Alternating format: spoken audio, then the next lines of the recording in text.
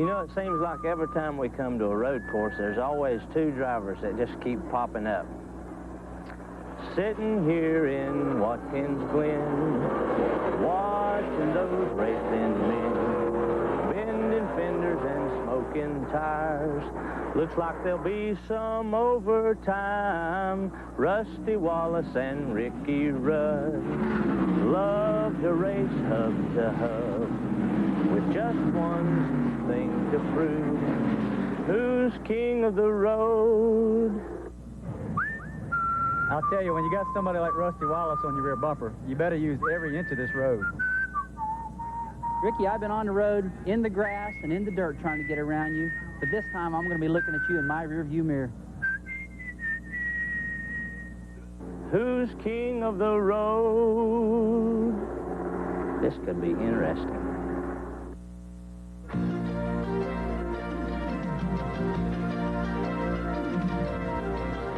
ESPN, celebrating its 10th season as the world's leader in motorsports coverage, presents Speed World. Today, from the road course at Watkins Glen, New York, the Budweiser at the Glen Winston Cup race. We have a partly cloudy day here in the Finger Lakes region of New York. The temperature in the upper 70s. Humidity is 50%, and there's a 30% chance of rain this afternoon. Good afternoon, everybody. I'm Bob Jenkins, and welcome to Watkins Glen, New York, the second road course race of the 1989 season for the Winston Cup drivers. The first, of course, at Sears Point International in California, won by Ricky Rudd. Now, the last 8 Winston Cup races on road courses have been won by 3 drivers. We call them the trifecta trio. Tim Richmond won 3 in a row. Then Rusty Wallace won 3 in a row. Ricky Rudd has won 2 in a row and goes for number 3 here this afternoon. Now, after today, we move to Michigan International Speedway, a 2-mile high-banked racetrack. But then after that, we enter a totally different phase of the season. Races on tracks 1.5 miles or shorter, and the point standings as we know them now could definitely change. For more on that, let's go to Ned Jarrett. Bob, the race here today on a road course could be very crucial as far as those Winston Cup point standings are concerned. There are so many variables that can put you out of a race. Let's take a look at the top 5 in the Winston Cup point standings. Dale Earnhardt, the road courses have not been a long suit for him in the past, even though he has a good qualifying run here today, but he would just like to lead a few laps, get some bonus points, maybe a top 5 finish, and get on out of here to those oval tracks. Darrell Waltrip has certainly had good success on road courses in the past, but not in recent years, but he was leading here a year ago when he had transmission problems, so he thinks he has a good shot today. Mark Martin hasn't won anywhere yet. His car's not running as well as he would like here today. He, like Earnhardt, would like to have a top finish, get on out of here to the oval courses. Bill Elliott, who has come from 33rd in the Winston Cup point standings to 4th since the beginning of the season. He won his very first race on a road course at Riverside, California back in the early 80s. He thinks he has a good shot to move up in the point standings today. And Rusty Wallace certainly has had a lot of success recently on the road courses, and he'd like to make up some of the ground that he lost at Talladega a couple of weeks ago when he went out of that race early, dropped him down to 5th in the point standings. Now, to get around this road course, one of the crucial points is here in turn 1 behind me. If they don't get in here good and able to get off of this turn, they're not going to go through the S's very well, and down the long straightaway where so much speed is made up on this racetrack. It's a very crucial turn. There's another crucial turn here, too, that might have an outcome on the winner of this race, and Benny Parsons is standing there. Ned, I'm standing at the exit of turn 7, a crucial corner because you can get here and get to the start-finish line, which is right down the road before another driver. You get 5 bonus Winston Cup points, and they mean everything. These guys are desperately trying to get every point that they possibly can. You talked about the outcome of the race. Watch this. Last year, on the last lap, Rusty Wallace, desperately trying to get by Ricky Rudd to win the race, could not do it. He tried everything. The grass, the dirt. There wasn't enough pavement. This year, maybe there will be enough pavement for Rusty Wallace to get by. At the entrance to pit road, it can be exciting, and Jack Arute is there. Benny, there are indeed some changes on pit entrance here at Watkins Glen. First and foremost, due to the fact that you go around this racetrack at about 1 minute and 15 seconds or so, a lot of teams are considering the possibility of pitting under green flag conditions. Instead of waiting for the caution and stacking themselves up on pit road, they feel they can come in under green, change 4 tires, take on fuel, and be able to get back out without having to worry about wrecking their race car in close quarters. Now, if they do come onto pit road, it is inviting, but there's only approximately 25 feet per pit crew for which they can do their work. So it makes for close quarters, especially if they come in under the caution. Gives crews a lot to think about. driver that has a lot to think about is back way up at the end of pit road with my colleague, Jerry Punch, right now. Jerry? Well, thank you, Jack and Rude. One driver who's got a lot to be concerned about today is a big field of cars behind him. Standing with me, the pole sitter, Morgan Shepherd. And Morgan, a lot of people were surprised, probably even you were surprised, at the fact that you're sitting on the pole here for the Budweiser at the Glen. Well, Jerry, the same thing happened to us last year at Pocono. We wasn't running quite as quick as some of the other guys, but our car was real tight. And so we were setting up for race conditions. And the same thing happened here, believe it or not. Our car was real tight. And when we qualified, we got in a real good lap. Not only will you have a chance to start the Busch Clash in 1990, but you will also get a chance at that Unical Challenge money, over $121,000 up for grabs today, if you can stay out front. That's the big question. Can you stay out front? I feel like we can. The Valvoline Pontiac is handling real well. We may not run out front all day long, but at the end, I feel like the handling of the car is going to be real good, and we got a good shot at it. Looks like Bodine's going to make the move on the first lap. But watch for Morgan Shepherd throughout the day. He's very smooth and very consistent. Morgan, we'll let you go get in the car. We know you're hurrying you down to get in the car and get ready to start the race. Good luck to you. Thank you, Jerry. Morgan Shepherd will start from the pole today. Let's go back upstairs to Bob Jenkins. Bob?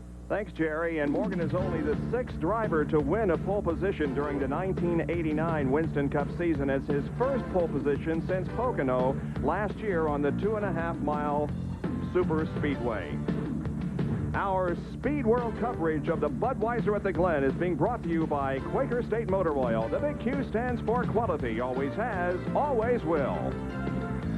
By Mr. Goodwrench. Mr. Goodwrench knows it's not just a car, it's your freedom. By Pontiac and your local Pontiac dealer. We build excitement. And by the First Name in Filters, Purolator, exceptional protection for exceptional vehicles like yours. NASCAR racing today from Watkins Glen, New York. The Budweiser at the Glen. 90 laps on this 2.428-mile road course. Now, normally in the booth at this time is Ned Jarrett, but not today. He's on pit road because he's the Grand Marshal of this event. Let's go to him. Ned. Drivers in the Bud at the Glen, good luck. Gentlemen, start your engines.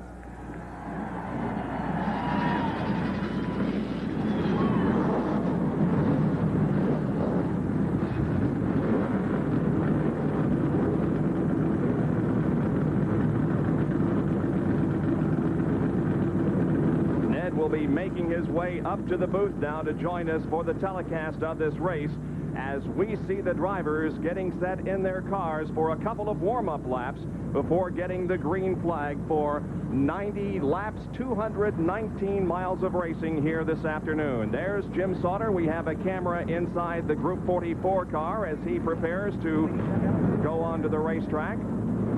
Dale Earnhardt sits ready in his GM Goodwrench Chevrolet, set to go.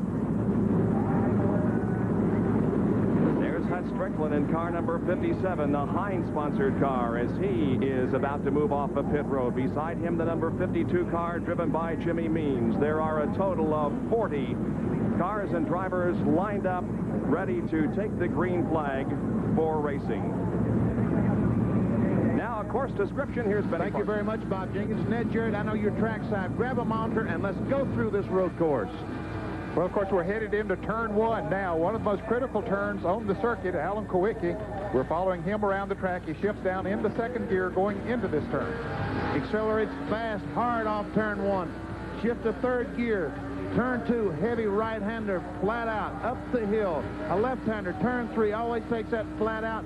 Back to the right, turn 4, shifts into fourth gear, down the long back straightaway. And they reach up to 170 miles an hour on this straightaway. And at the end of it, Benny, there's a very hard, sharp right-hand turn. And I'm telling you, these guys have to catch third gear, got to check almost 100 miles an hour to make this corner. Down to about 80, 90 miles an hour, right to the bottom of the racetrack, Kowicki goes. We can see there the red line. The road course would go straight ahead, but the NASCAR course comes back to the right, down the back straightaway. Kowicki leaves the car in third gear just before turn 6. And he's just come a half a mile down that straightaway. He'll shift back into second, going into turn 6. Accelerating heavily off turn 6. Quick down the short straightaway. Now right back to the right, turn 7. And right in front of him is the start-finish line and hopefully the checkered flag. Total is 7 turns. There are 5 right-handers and 2 left-handers. And there you see the field moving up through the S's, turns 2, 3, and 4. We'll be back to take a look at the starting lineup for today's race in just a moment. Glen, New York, where the field is on the first of 2 pace laps before getting the green flag in the beginning of the Budweiser at the Glen Winston Cup race. 40 cars and drivers are set to go for 90 laps of competition, and here now is a starting lineup for today's race. On the pole with a speed of 120.456 miles an hour, not quite a record, is Morgan Shepherd outside of the first row. Last year's pole sitter, Jeff Bodine, in the number 5 Levi Garrett Chevrolet. He's from Chemung, New York, not too far from here. Terry Labonte starts in 3rd position. He's from Corpus Christi, Texas, the Budweiser Banquet Foods Ford, car number 11. He's the IROC champion this year. And Dale Earnhardt then in the GM Goodwrench Chevrolet, the points leader in Winston Cup competition. The car number is 3. Ken Schrader begins this race from 5th position in the number 25 Folgers Coffee Chevrolet. He was 4th at Talladega 2 weeks ago. And then Bill Elliott from Dawsonville, Georgia, in the number 9 Coors Melling Ford, led most laps here last year. Darrell Waltrip begins from 7th position in the number 17 Tide Chevrolet. He has 5 wins on Winston Cup road courses. Starting next to him will be Ricky Rudd from Chesapeake, Virginia, in the number 26 Quaker State Buick. He's the defending champion of this race. Starting from 9th position will be Bobby Hilton in car number 8, and then Alan Kowicki in car 7 as the cars pass by us here on the main straightaway. Row number 6 is Mark Martin and Derry Cope. Going to row number 7, it's Rusty Wallace and Dale Jarrett. The 8th row, Brett Bodine and Tom Kendall driving for Rick Hendry. In row number 9, it's Dick Johnson, the Australian, and Sterling Marlin in number 94. Bill Parsons and Michael Waltrip make up row number 10. And we'll let you look at the rest of the starting lineup as we congratulate you, Ned, on being the Grand Marshal of this race. Have you ever done the Gentlemen Start Your Engines before? I did it several years ago at Rockingham, North Carolina, and it's quite a treat. You know, you see these guys do that every Sunday, usually an official of a sponsoring company, but I was very flattered that I was chosen this time. Of course, this was my favorite of the road courses when I drove race cars. We raced at Ridgehampton on Long Island, New York, as well as Riverside back then, and here at the Glen in 64 and 65. And this was my favorite track, so it's a real treat for me to be the Grand Marshal. Well, a good job. And by the way, we'll point out that Ned finished 2nd here to Marvin Pinch in Winston Cup competition back in 1965. Now, Benny, you finished 5th here in 1987. And there's no fun in the world for a stock car driver like a road course. It is absolutely the best fun that you can have in a race car. We're looking out of the windshield of Jeff Bodine's car. Let's go quickly to Cherry Punch on pit road just before the green flag. Gentlemen, a lot of Jeff Bodine fans in the grandstands. He came around in the Levi Garrett Chevrolet. People standing, waving those bright yellow hats. He is from this area. He is from Chemung, New York, and he has not had the best of luck here. He dominated the very first Budweiser at the Glen, only to have engine failure with 27 laps to go. He led 10 laps in 87, again 10 laps in 88, but his best finish, folks, a 15th place. So he would like to make that improvement today and possibly go to victory lane. Bob? We have 3 in-car cameras for you working this afternoon here at Watkins Glen, and also a bumper cam on the front part of Alan Kowicki's car, so we should be giving you some really exciting shots. Now, there we are inside the Group 44 car that will be driven by Jim Sauter in a starting position of 27th for Jim. He'll certainly give us some good pictures from back in the field, a very accomplished race driver. And there is the bumper cam on Alan Kowicki's car, and in the previous races that we have had a camera in this location, it's just given us some outstanding shots and should be that way here this afternoon. And inside now of Alan Kowicki's number 7 car, starting in 10th position as we now get set for a start of this race. The cars move through corner number 6, coming down now to the 7th and final corner on this racetrack that leads to the front straightaway and what will be the start of 90 laps of competition here this afternoon. And here comes the field off the 7th corner. The pace car ducks to the pit area, and the green flag is out, and we are racing. The Budweiser at the Glen underway. We're glad you can be with us on this Sunday afternoon. Well, everybody will try to get into that first turn first, Bob, but they can't all. Look there, they're 3 wide going in there.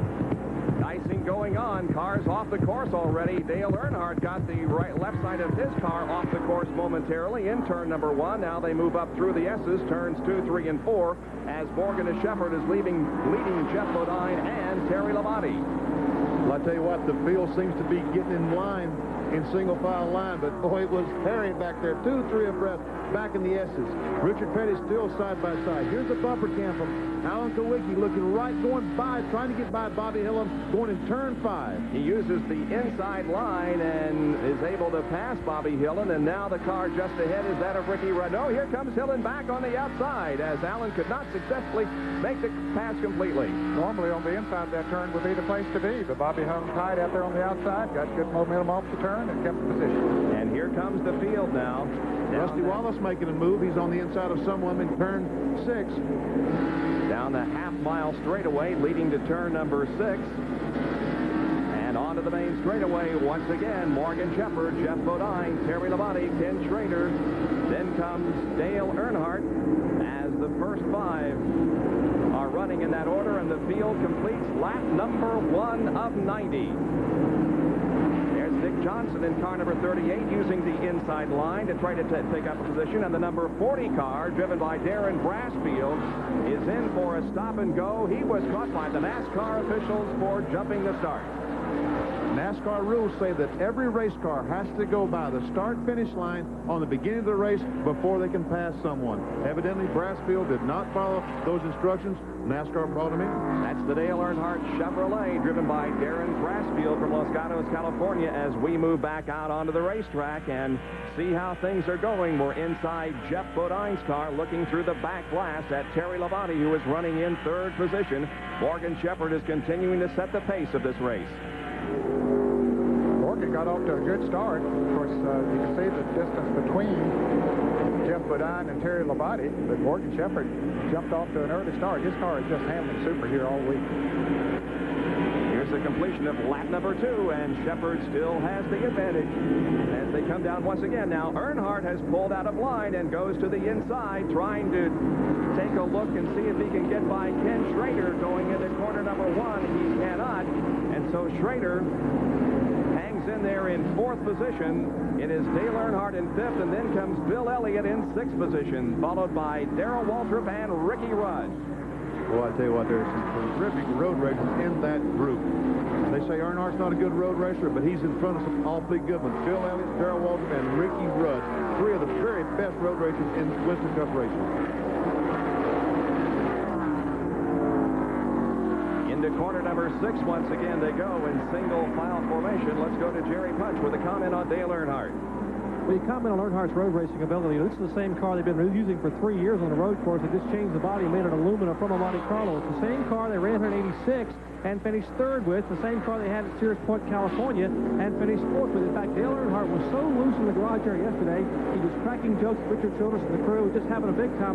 Uncharacteristic of Dale Earnhardt, who's normally very, very serious at the racetrack, so it might spell something today. He may have something for these guys as they come out of turn 6 back on the straightaway. Bob? And Darrell Waltrip got the left side of his car well off the racetrack. Ricky Rudd running just ahead of Darrell Waltrip, but that's the kind of action we have seen in turn number 7 throughout the time that we've been here. And the number 10 car has gone off the course. That's Derek Cope's Purolator Pontiac. Derek had a very good qualifying run here. In fact, it was the best that he's had since he joined the Purolator Whitcomb team. But it looks like he's in trouble now. He is coming into the pit area. You can see those red pylons standing there, creating sort of a chicane to slow the cars down as they come into the pit area. And the number 10 car of Derek Cope is moving slowly in. As a matter of fact, he is going behind the wall. I believe he has an engine problem in that car, Bob. Of course, there's damage to the right side of the car as it goes in, but that came, I guess, as a result of getting off the course. Here comes Morgan Shepherd still leading the way. Jeff Bodine in the number 5 Levi Garrett Chevrolet is running 2nd. The Budweiser Ford from Terry Labonte is 3rd, and then comes Ken Schrader. They continue to run in pretty much the same order. Jeff Bodine just a few laps ago was about 10 car lengths back. Now only 2 or 3 car lengths back. Coming off turn 7 for the start-finish line, Jeff Bodine making a serious run. Bodine now within just about 3 car lengths of Morgan Shepherd as they head for turn number 1 again. bright sunshine glistening off the cars as they move into the first turn. There is Earnhardt and Bill Elliott with Rudd and Waltrip running behind them. Ken Schrader is in 4th position in the number 25 car. Good qualifying effort from Ken as he clocked in with the fifth fastest of the weekend, 119.972 miles an hour. This is about a half-mile straightaway between turns 5 and 6, the second fastest portion of the racetrack. Now into turn 6 and 7 come the leaders, led by Morgan Shepherd from Conover, North Carolina. We'll be back with more after this. Watkins Glen, where there's a battle for second position. Jeff Bodine is second. Now the battle for third is heating up as the number 25 car of Ken Schrader battles alongside the 11 car of Labonte. And as a matter of fact, Schrader takes over second as Jeff Bodine comes in for a pit stop. So the guy who has run second since the drop of the green flag is in. Jack Arute reports. And Bob Waddell Wilson waits with the signboard. As we told you at the start, tight quarters here. They're going to change all 4 tires because Bodine has radioed in that he has a flat. Now this will be costly. He was in the lead hunt. He'll have to start at the back. They've exchanged the right sides. One crew member is taking off the... Actually, they've exchanged the left sides. One crew member is taking the right sides off now. The jackman has gone around. He's raising it up. They've just about completed their task. Left sides are on, right sides. The work has just about been completed. They drop the jack and he is off and away in 22.2 seconds. Let's check in with Jerry Punch. Jerry? Another driver isn't having a great day is Alan Kowicki. I'm with his crew chief, Paul Andrews. And Paul, Alan just took the car back to the garage area. What's wrong? Well, looks like we lost another motor. It's just a real shame. The Xerox AC4 Thunderbird is really running good yesterday in practice. We were looking forward to a real good run today. We thought we had all our trouble behind us, but apparently not. So we got to go in the garage. It looks like we did lose the motor, though. So go in the garage and load this thing up and get out of here, I guess. That's about it. A dismal second half of the year thus far for Alan Kowicki. Let's go back up pit road to Jack Arute. Jack? Attrition is beginning to take its toll here. Bob Whitcomb, who is the owner of the Purelator car that Derek Cope brought on to the garage area. What put you out, Bob? Yeah, we lost the bearing and lost the engine. We're done for the day. It's as if you guys can't get any luck at all throughout your career here in Winston Cup racing. We've been qualifying good, top 20 the last 6 weeks. Things are really coming together for us. We're just not getting the luck on Sunday afternoons. Just look forward to next week in Michigan. We run good at Michigan and hoping for a good week next week. Well, as we watch the cars circuit this road course, one driver that was supposed to bring his car in at the end of the first lap is still out there. That's Eddie Bierswale subbing for Blake Speed and for Joe Ruttman. Ruttman, who subs for Speed, he told me before the start of the race as we watch A.J. Foyt come on the pit road, the fact that he was going to make 1 lap and park it because it's their Bristol car, but he's made 3 laps already. And we have a new leader. It's Ken Schrader, who has taken over the top spot from Morgan Shepherd. So Schrader has really put on a charge here in the last few laps and has been able to move around Shepherd. And now we have Terry Labonte trying to take over second position from Shepherd. Oh, they touch going into the corner as Labonte got some of his car beside of... Oh, and we have a spin. The number 41 machine of Ted Thomas from Birmingham, Alabama has spun. All kinds of action here in the pit area, on the course, and all over. Hurry up, son. That is not the place to be down in turn 1 because here comes the leader. Oh, don't go across the race. He made me nervous trying to pull across the racetrack.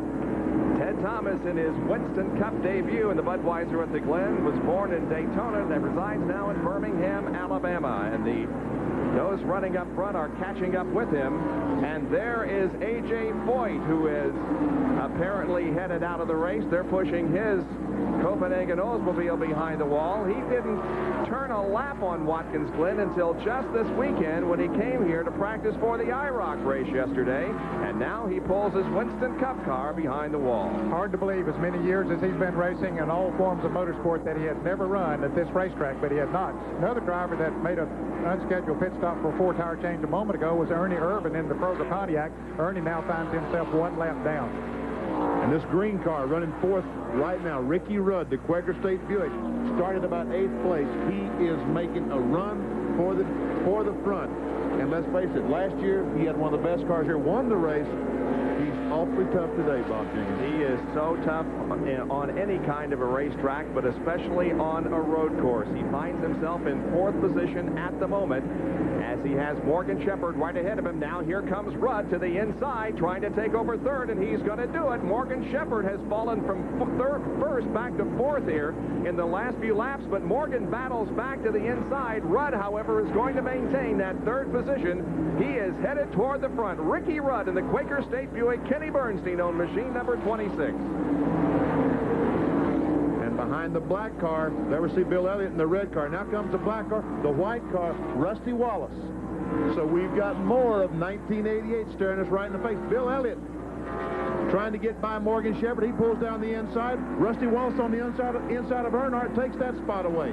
So we're seeing Wallace and Rudd both marching toward the front. I mentioned earlier that Morgan Shepherd's car had been handling so well here from the time they took it off the truck, but right now it seems the handle has gone away on the Valvoline Pontiac. He has fallen back several positions and continues to lose, as a matter of fact, as Bill Elliott has been able to pass Morgan Shepherd in that number 75 car. So there is Schrader, followed by Labonte, then Rudd, then comes Bill Elliott and Morgan Shepherd. That's the way they're running at the end of 10 laps. Bob Jenkins, some of our people around the race course has been monitoring the radios, and Morgan Shepherd has radio in that he is getting out-brake going in turn 5, trying to slow the car down to 90 from 180. And, you know, in the speed traps this week, they've been clocking the cars. Morgan Shepherd always has been slow going in that corner, and is starting to show right now that he's just not getting in turn 5 as hard as some of the rest of these cars. His trap speeds were not nearly as fast as some of the others, indicating the speed down the straightaway wasn't all that good, but he did qualify fast enough to take the pole position for this event, but he's falling back, and now we're seeing Rudd trying to make a bid for 2nd position, and Rudd has it. So Ricky is indeed on the move from his 8th starting position. He is now in 2nd spot, looking for the leader, Ken Schrader, and Rudd once again trying to show his superiority and his dominance of road course racing in Winston Cup competition. Boy, he is so smooth, and that car is working so well. I'll tell you another driver that's doing quite well is Dick Johnson, the Australian driver, the red coat Ford number 38. He started 18th, Bob, and he's already up to 11th. Dick, of course, with a lot of experience on road courses in his home country of Australia, will look for him throughout the afternoon. You know, some people wondered why Ricky Rudd, who qualified poorly here, and an 8th place qualifying for Ricky Rudd was dismal. Rusty Wallace qualified back in the field. But you know what I think happened to those cars? The Unocal $121,000 money got in their eyes. They tried so hard to get on the pole that they both qualified poorly. Well, that's a very possible explanation, because Morgan Shepherd you really didn't think of. Oh, and Richard Petty has spun. Looks like that's right up here at the... and there's Hut Strickland in the high 57 car, one of the rookie drivers. That's as they come off of turn 5, and the caution is out at the start-finish line, so it will be a full-course caution as Richard gets his car righted now and heads back around. And these guys were battling for 22nd position, Richard Petty and Hut Strickland, when they apparently had a coming together, and both spun, and that has brought out a full-course caution for the first time here at the Budweiser at the Glen. There's Richard Petty, who has gotten his car headed back in the right direction and is circling the racetrack. And Bob, Jeff Bodine has just made a pit stop. He had made a pit stop earlier and made a 4-tire change. He has come in now, but he'll get back out, stay in the lead lap, and this might work to his advantage, because I think most of the front runners are going to be coming into the pits once they come around. Yes, indeed. Here comes Kenny Schrader and others as Jeff Bodine catches up to Stan Barrett in car number 90, but the leaders are into the pits. We saw Darren Brassfield in the white car go around with a rubber flying off a left rear tire that he has flat. So Jeff Bodine stays out onto the racetrack, but most of those who are running up front are in. And look at the crowded pit road. Ricky Rudd is in for a change of rubber on his Quaker State Buick. Bill Elliott is also in for a pit stop. So is Dale Earnhardt and several others who are running up front. Rusty Wallace, the crew cam, we have it on the man who catches the gas. And you can see the action in Rusty Wallace's pit areas. The fuel goes into that car and the tires are being changed. Of course, the fuel... They have to back him up so he can get out. Boy, that's what we're talking about, the pit congestion, and they had to back Rusty Wallace up so he could get out of the pits. That cost him an extra few seconds. The hood's up on Bill Elliott's car. The hood is up on Elliott's car. They've got some kind of problem under the hood of Bill Elliott. Oh, he's going to be last in the field going out. He remains on pit road as the crew looks it over. Now they're inside the car. Now they're coming back. Evidently, Ben, it's something on the ignition, maybe, or carburation. Evidently, the car stalled and just won't start. That looked like it might have been some... Jack Arute is there. Jack, what's going on down there? Benny, believe it or not, the accelerator is stuck. It hangs up as he goes into the corners. You can see his brother Ernie Elliott working down by the throttle linkage. They are trying to loosen it up. That is definitely something you don't want to have happen to you when you've got 7 turns on a road course, especially at turn 5 where you're hurtling in there at 170. They've tried to fix it, but this is costly for the Coors Melling team.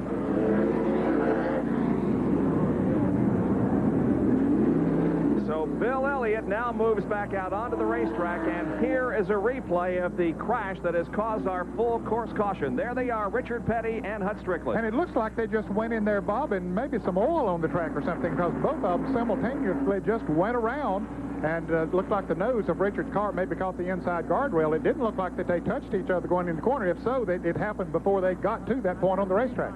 Well, Hut Strickland, one of those involved, comes to a road course for the first time, and he was asked what he thought about it, and he said after he took his first few laps, it was like driving a rocket ship through a sewage pipe. I never tried that, but I couldn't. So the caution is out here, and we have seen a tremendous amount of action on pit road. Now, there is the number 8 car driven by Bobby Hillen, who is shown as the leader of this race. But there sure was a lot of action on pit road, and that will indicate what we have in store for us this afternoon, both on the track and on pit road. We'll be right back.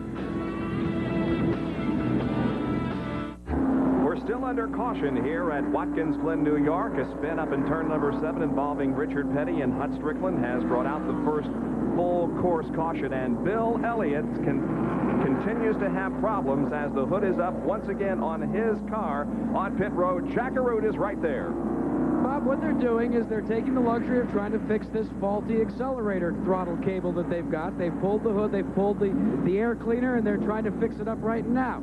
Now, also, we talk about congestion here. A lot of the front runners were actually blocked and had to go into reverse gear, go back into forward, and do K-turns to get out of the pits. The namely was Rusty Wallace and Terry Labonte, as well as Kenny Schrader. That was costly in their in and out, so to speak, and where they run out on pit road versus out on the racetrack. For more information for pit road, let's check in with Jerry Punch. Jerry?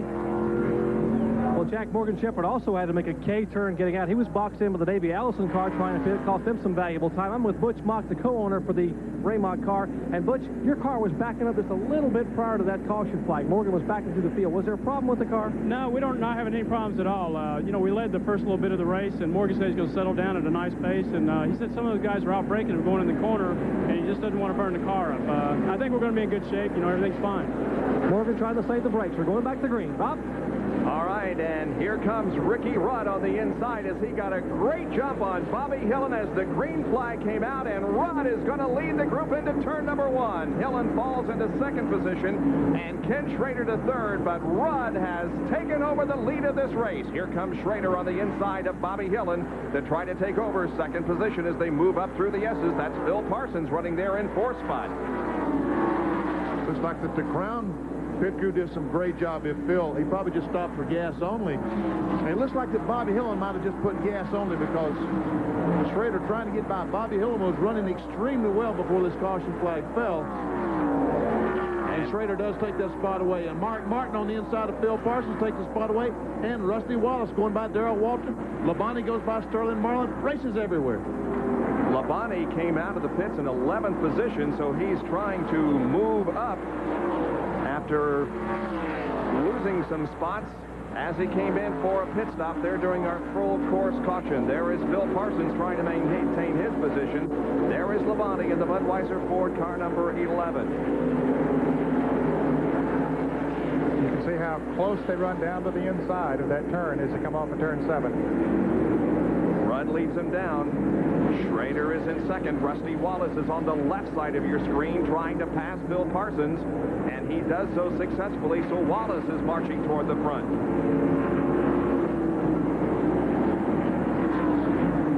6 spots. Rusty Wallace has moved to 6th. He was in 6th before he went into the pits, and he was one of those drivers that got boxed in, had to get in reverse before he could get out of the pits. Cost him a couple extra positions. Dale Earnhardt is running just ahead of him, and Phil Parsons is just behind him. Then comes Darrell Waltrip and our pole sitter, Morgan Shepherd. Now, at that shot, it doesn't look like those cars are running that fast, but they're flat moving on when they get to that point of the racetrack. About 175 miles an hour as we was looking down the windshield of those automobiles, and bumper to bumper. Rusty Wallace, who has fallen to 5th in the point standings. Ooh. Gas coming out of Dale Earnhardt's car as he went around that corner. And boy, I tell you, that is so bad, because I finished about 5th here one year. Rusty Wallace was losing fuel out that car, and I would come up behind him, he'd lose fuel, and I'd almost spin out every time. As we see Wallace trying to get by Dale Earnhardt going in turn 1, can he outbrake him? Yes, he did. Just drove down on the inside, took the position, and I don't think Earnhardt fought him too bad on that. It's too early in the race to be getting here and banging around too much. Rusty Wallace from Fenton, Missouri, now finds himself in 5th position.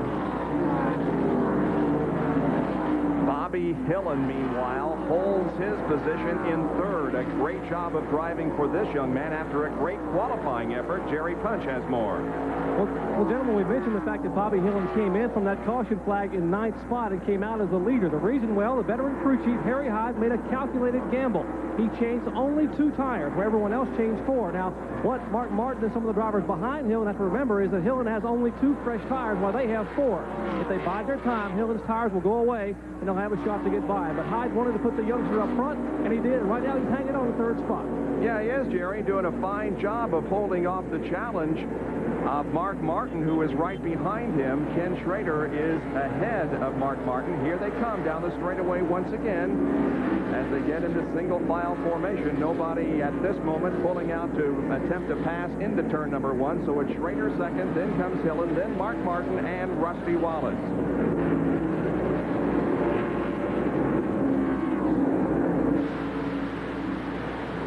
We're looking out the side window of Jeff Bodine's car. That's Dick Johnson behind him. Dick getting up on the inside of the tires a little bit. Ooh. Oh, boy, that's getting awfully close to that guardrail, don't they, man? Yeah, sure do. Dick Johnson, the Australian touring car champion, just behind. His season is over in Australia, so he is running as many Winston Cup races as possible. We mentioned that Jeff Bodine had made a second pit stop just as the caution was coming out, so that has allowed him to get back up in the thick of things. He had probably dropped back to at least 30th position when he made his first pit stop, but when he came in, and then he didn't have to pit under the caution, so he's back up there in about 12th position. Dick Johnson running in 13th. The vent that we see right in the upper right-hand corner of your screen, that is a vent that goes inside the car and blows air on the driver. Here comes Rusty Wallace to try to pick up another position. He's trying to pass Bobby Hillen as they go. Remember, Mark Martin, he has indeed passed Mark Martin, and he is looking toward the front, and his nemesis, Ricky Rudd. Wallace now in 4th. Boy, he can flat drive a road course, and they have a good automobile, too. I tell you what, you really and truly can't say too much about the job that Rusty Wallace and Ricky Rudd both do on road courses. The cars are good, but they just so smooth. Well, Rusty isn't that smooth. You know, every time he comes off the corner, you see the back end flying around, but boy, does he get around the racetrack. Yeah, there's 2 different driving styles there in Ricky Rudd and Rusty Wallace, but the end result is that they get the job done. Jerry Punch, how about your opinion on Rusty Wallace? Well, Ned, you mentioned Rusty had a good car. That may be a little bit of an understatement. In fact, this is the same car that Rusty used to win 2 times with the Riverside, California, and also it's the car he won with here at Watkins Glen back in 1987. This car has finished either 1st or 2nd in every single race he's entered, so I guess he has a pretty good shot at it today, Ned. Let's go up pit road to Jackaroo. Well, Jerry, we were staying on top of that problem with the accelerator linkage on Bill Elliott's car. They have cured the problem. It seems it was a faulty Heim joint.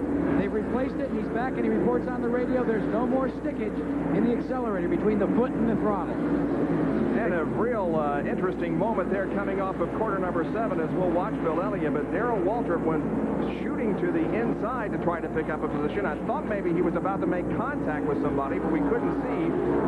It looks like he is okay there, and Waltrip in car number 17 is in 8th spot. And he's another of the smoothies out on the racetrack. He doesn't really hustle the car around that much, but he gets around the racetrack. Here is Mark Martin and Dale Earnhardt battling side by side as Earnhardt picks up a spot and a spin by number 88 Jimmy Spencer. That's the Buddy Baker car. And he gets it headed in the right direction, and this will undoubtedly not cause a full course caution as Spencer is moving once again. He, of course, crashed last Friday, did a considerable amount of damage to the car, but they were able to repair it and get him going here this afternoon. Well, actually, he's using a backup car, Bob. The car that he crashed in practice was damaged too much to repair, and they had to get out a backup car, which was not really ready for a road course. Let's take a look at it again at what happened. You can see as he started out of that turn, the back end just broke loose on him, and around he went. A good job by Dick Trickle, who was running right behind him. He got on the binders, got slowed down enough to get around him. And that was exactly where you were standing at the tease of our show, in turn 1, right in the middle of the corner, and it is tough corner for these guys to get around. Well, you can just get in there. It's so easy to get in there too fast, and it almost becomes an off-camber turn when you get in there, and you got a 3,500 pounds on you. It's hard to get slowed down sometimes. The number 13 car that we saw there just briefly is being driven this weekend by Oma Kimbrough, the open wheel driver who is in Winston Cup racing here this afternoon. Rudd, Schrader, then Bobby Hillen and Rusty Wallace. Mark Martin, we understand, in the number 6 car may have a tire going down. Jerry, can you tell us more about that? Well, just a minute ago, the crew of the Stroh's Light Ford scampered over the wall and held the pit board up as Mark came by. He has a lot of some other colored paint on the right side of the car. He thought he may have rubbed someone and cut a right rear tire. As he came by that time, Steve Beal, the crew chief, looked at the car and said, it appears to be okay. Take one more lap, and if it still vibrates, come in, we'll be waiting on you. They're watching and waiting right now to see if Mark Martin will make an entry on the pit road. Bob? We'll keep our eye open for that. He will not as he comes off corner number 7 and maintains full throttle. So he stays out there on the racetrack. But now look at Rusty Wallace. He is right up on the back bumper of Bobby Hillen's car, looking to take over 3rd position, but at the moment is unable to do so. And when you say he's on the rear bumper, going to turn 1, he was literally on the rear bumper of Bobby Hillen.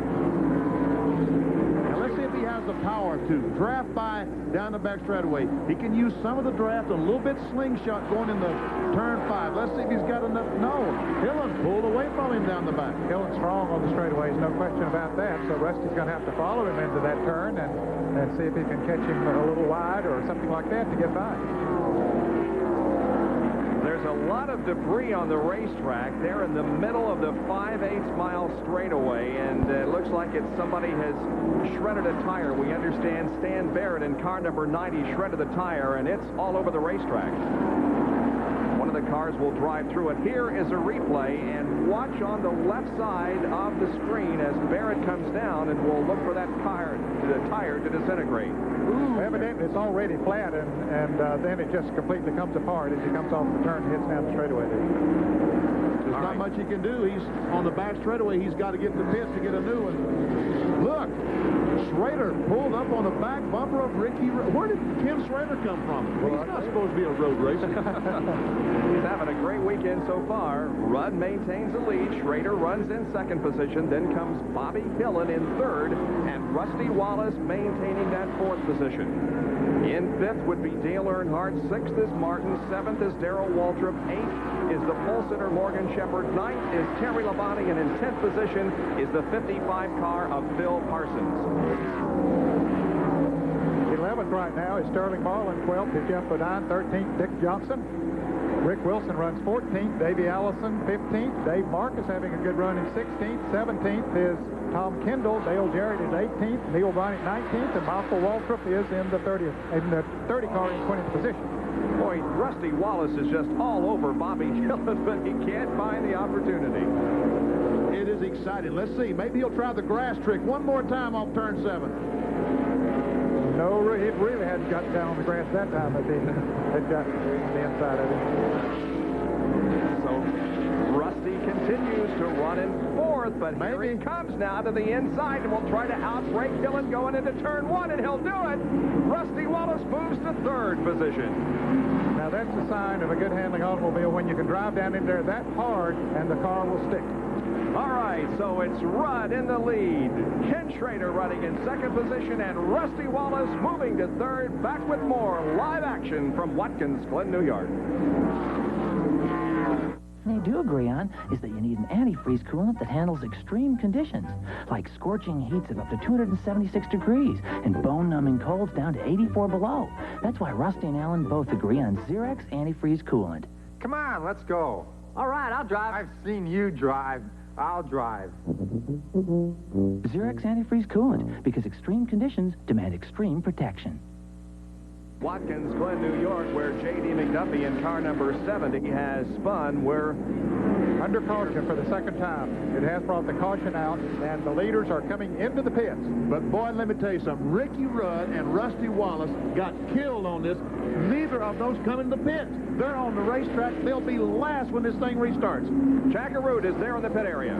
Kenny Schrader has come on to pit road. He is completing the service. They are going to change 4 tires all the way around. Let's check in with Jerry Punch with Mark Martin. Already changed left side tires. Now they're going to work on that problem right side. Look at the right rear of the car. There's a big crease where it says Strohs, and they are looking there of changing tires. Robin Hibbert, Steve Mill, and the crew. He is down on the way. Let's go to Jackaroo. Well, Jerry, they completed the work on Kenny Schrader's car, but now they held him up so that actually they could reduce the congestion here. They held him up, and Darrell Waltrip passed him. A NASCAR official held him for just a second.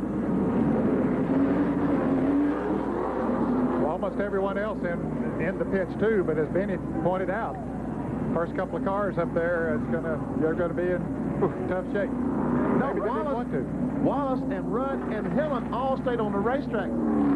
And you think they'll take a chance on pitting down there? Well, I can't imagine that they would, and maybe it was planned that they would stay out there. I mean, the cars are working well, and even though Hillen only took on 2 tires the last time around, maybe they decided to just stay out there. There, see Barry Dodson talking to the NASCAR official. I think that was a late caution. But Jackaroo, what's going on? Well, Benny, here's exactly what happened as we wait for Rusty Wallace to come on the pit road. They said they threw the caution just a little bit too late for Rusty to duck on the pit road. So he had to go an extra lap. A miscue by the Kodiak crew. But so far, they are waiting for him to present the car because they do indeed intend to bring him in and change all 4 tires. They were very disappointed by this miscue. Well, that's what I thought happened. The yellow just did not come out soon enough for him to come into the pit, so we'll see what happens here. But Ken Schrader, let's give a call to Schrader because he was on top of things. He was running second. He came into the pits, and 1, 3, 5, 4 did not. But he did hit the pylons coming into the pit area. Schrader did, and that's a 15-second penalty. So that's why they were holding Schrader in the pits. Jenkins, you're a genius. You have solved the problem. You have solved it. Well, let's see if these guys come in. They're coming off the 7th corner now. And indeed they are. Here comes Wallace and Rudd, and Bobby Hillen will watch from the crew cam. Rusty Wallace's stop.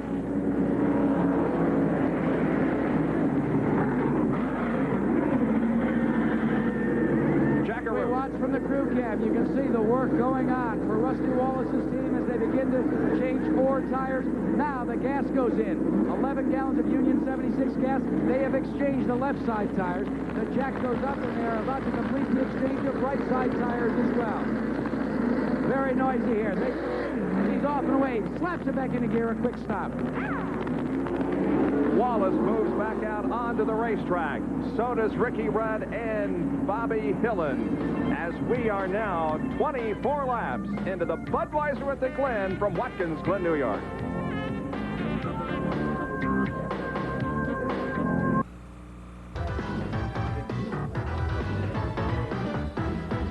Track facts are brought to you by the Robert Bosch Corporation, makers of Bosch Platinum, the ultimate spark plug. Twice a year, the NASCAR Winston Cup drivers tackle road courses. First, Sears Point, California, and then here at Watkins Glen, New York. A typical 90-degree corner on a road course.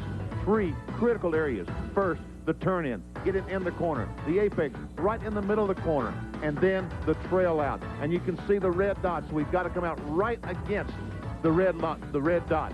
perfect line. The turn-in is late, right to the bottom of the racetrack in the apex, and letting the car come out. Here, incorrect line. The turn-in is good, but we don't get close enough to the apex, and the trail out is terrible. We're going to scrub a tremendous amount of speed and not get nearly enough speed down the straightaway. There we see the yellow line. That's a perfect corner through a road course.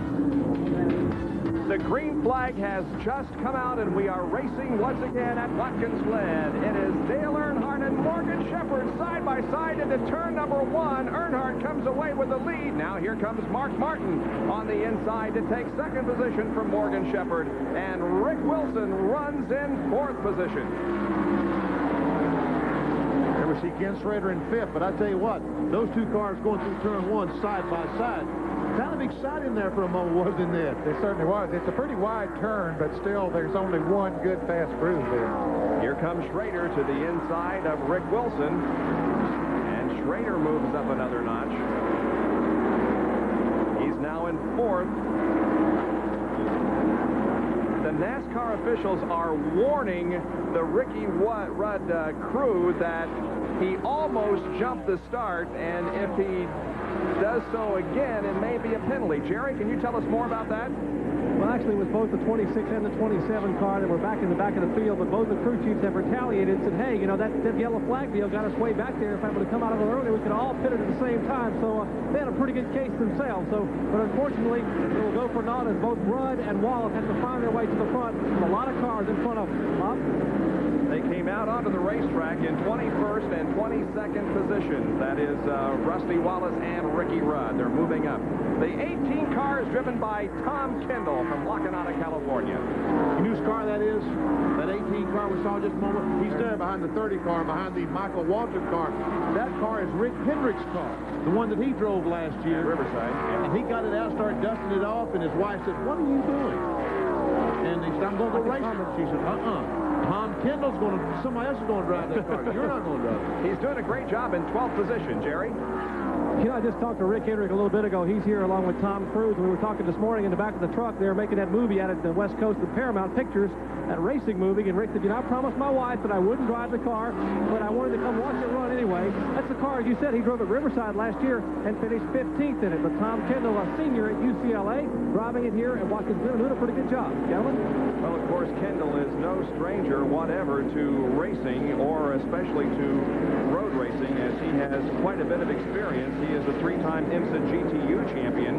He finished 38th in his Winston Cup debut in 1988, and then finished in 18th in the second race last year. So this is his 3rd Winston Cup. Oh, look at the debris on the racetrack once again. I can't tell what is. Maybe a piece of tape or something? It might be paper or something. Yeah. It looked like it was blowing pretty easily as the cars went by.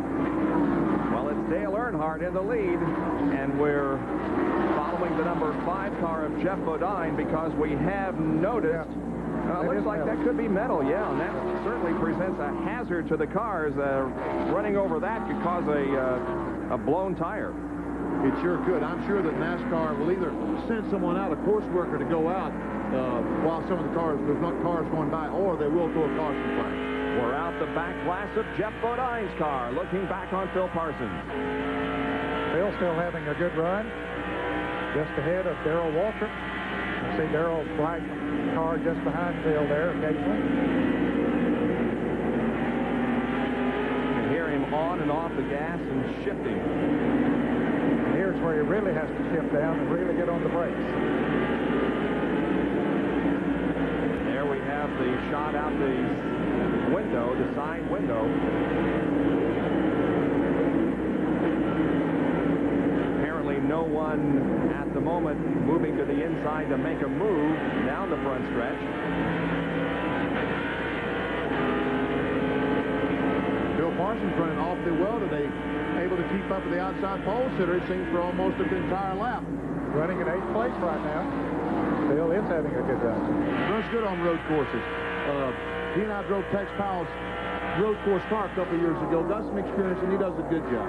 There is Dale Earnhardt, Mark Martin, and Morgan Shepherd, who finds himself in third position now. He dropped back several spots before we had that first caution, but since we have come off the second caution under green conditions, Shepherd has been able to maintain his position, and another full-course caution comes out over Watkins Glen, and Shepherd wants to take second away from Mark Martin, and he does.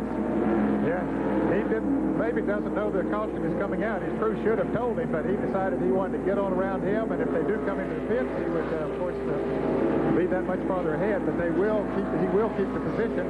They race back to the flag, and they do not come into the pits this time around. I don't know. I thought maybe Dale was trying to fake people out there as he went to the inside coming off that 7th corner, but did not come in. In fact, it appears as if none of those running up front will come in for a pit stop. So we take another break, and we'll be back with more of our live coverage of the Budweiser at the Glen Winston Cup race right after this.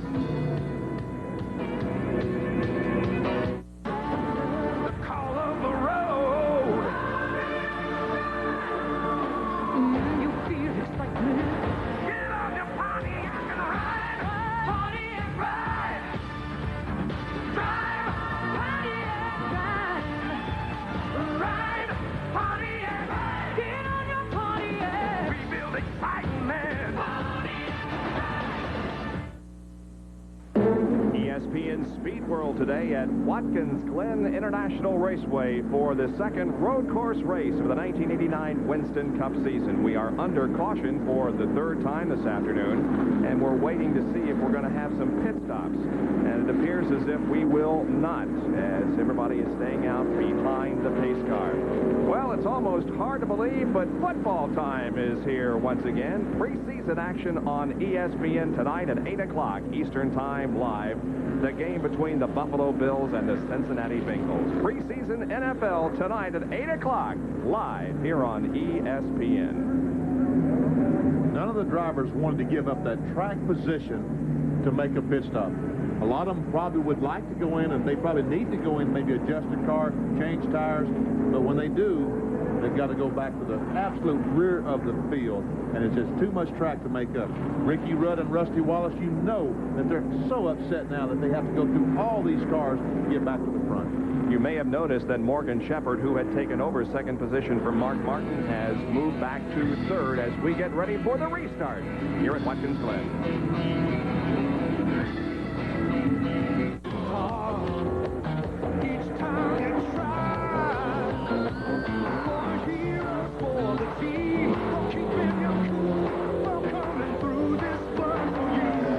Here's to Terry Labonte and the Junior Johnson Budweiser Racing Team, winners of the Talladega 500. This Bud's for you. For yours. Track Packs are brought to you by Quaker State Motor Oil. The big Q stands for quality. Always has, always will. This is a radiator hose off of a production streetcar. It's made of rubber and held in place with these hose clamps. This is a radiator hose off of a Winston Cup stock car. It's also made of rubber, but it's been covered with a stainless steel braid. It also is held in place with these fittings. They are tightened with a wrench. All through the car we use these type of fittings. This is an oil line here, water lines, fuel lines, all with this stainless steel aircraft style hose. If you tried to use just a regular rubber type hose on one of these oil lines, it would just explode.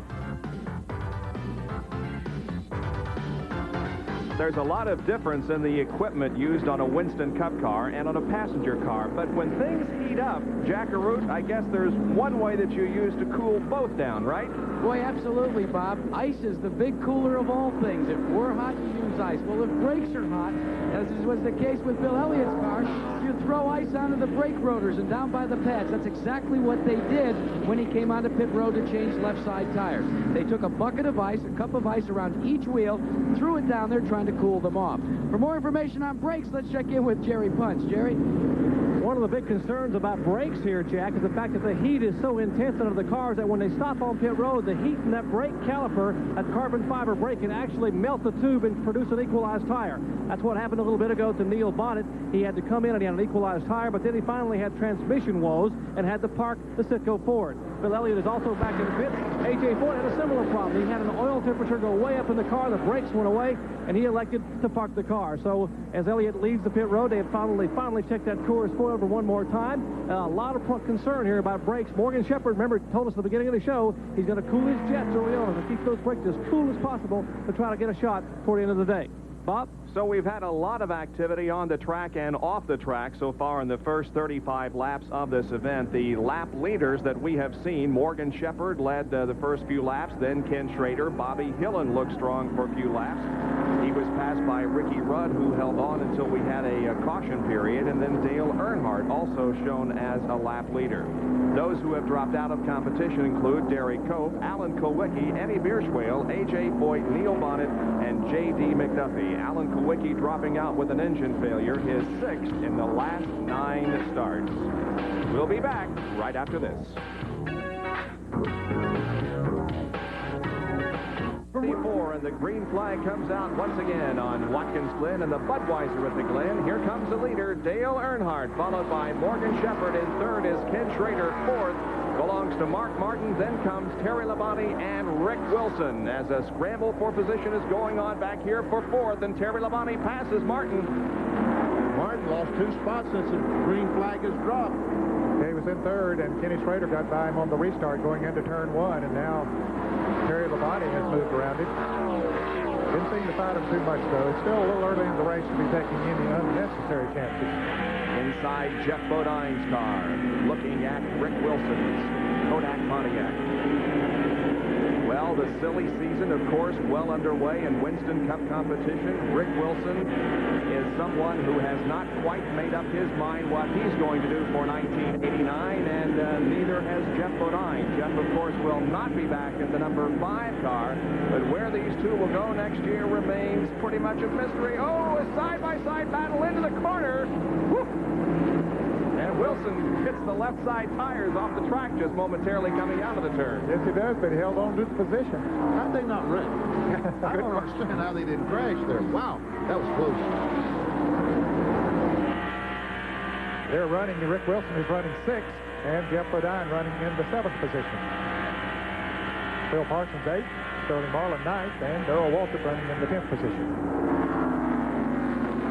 Now you can see back here Ricky Rudd and Rusty Wallace are on the track together, and they are trying to thread their way through the traffic. They got off sequence in a pit stop and fell well back into the field, but both are marching toward the front right now again. Now that's the number 18 car of Tom Kendall that is just ahead of Rusty Wallace, and he's got Ricky Rudd in his rearview mirror. They're running 12th and 13th. He said he was going to have him in his rearview mirror, but he never dreamed of being in 13th He's spot. that far back, right? Yeah, but it won't be for long because they're going to be picking them off 1 at a time. Although they've got some good road racers up ahead of them. Darrell Waltrip looks inside Sterling Marlin, and Sterling looked like he was inside Phil. I think Darrell realized it was going to be 3 abreast if he'd have stayed on the gas, so he backed off. I was going to say common sense prevailed in that little situation.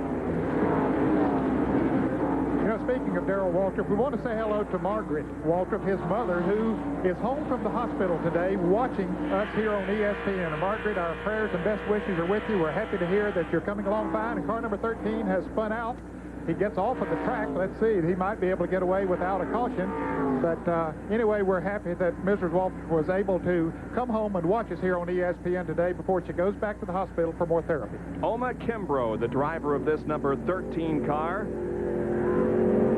graduate of Villanova University, a Bachelor of Science, and has quite a bit of experience in open wheel competition. Making his debut in Winston Cup competition here this afternoon. That's the car that used to be driven by Giacomo Giacomo. Tom Pistone, former driver, turning the wrenches on that car now, the crew chief. Single file formation down the straightaway once again. Now we see Sterling Marlin moving out. Here comes Rudd moving out as we... Now watch Jeff Bodine's car on the left front as he moves through the Essence. Look how far off the ground that left front tire is. Boy, he just carries it right over those ripples down on the inside. Yeah, those ripples don't bother him a bit because the tire's off the ground. That's a great shot, guys. Bodine running in 6th position in the Lumina. We see that Jeff has been able to get by Rick Wilson and take that spot away from Rick. That moved up into 6th. Rick Wilson is running in 7th. Once again inside Jeff Bodine's car. Mark Martin just ahead. We see, you know, those bruises we saw on Mark Martin's car in the pit stop a little bit ago. I think Mark Martin ran into a guardrail someplace. That's what that looked like to me. Well, he got awfully close over there at one point. Looks like he might have got a little bit too close. Jeff Bodine hit in that turn very, very well. Now, Jeff shifts more than anybody else around this racetrack. He's in 2nd, shifts to 3rd. He'll carry 3rd down to turn 1, and we'll go back to 1st gear, Bob Jenkins. 1st gear. He has a special transmission as far as the gearing inside of the transmission, which permits him to do that. As we watch Morgan Shepherd continue to dog Dale Earnhardt, but, you know, I said at the top of the show that road racing maybe was not Earnhardt's long suit. Hey, he's making me look a little bad here right now. He's doing okay out there. He sure is. He's been able to hold that lead now for quite a few laps.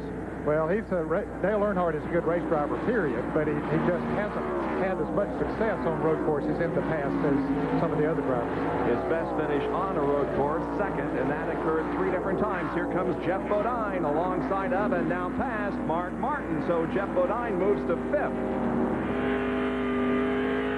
He gets around this racetrack very well. He had those problems early in the race, had to make an unscheduled pit stop, and then got himself back in sequence as far as pit stops were concerned by making a quick pit stop just before the first caution came out, so that put him back in good shape, and he now is fair battling up near the front.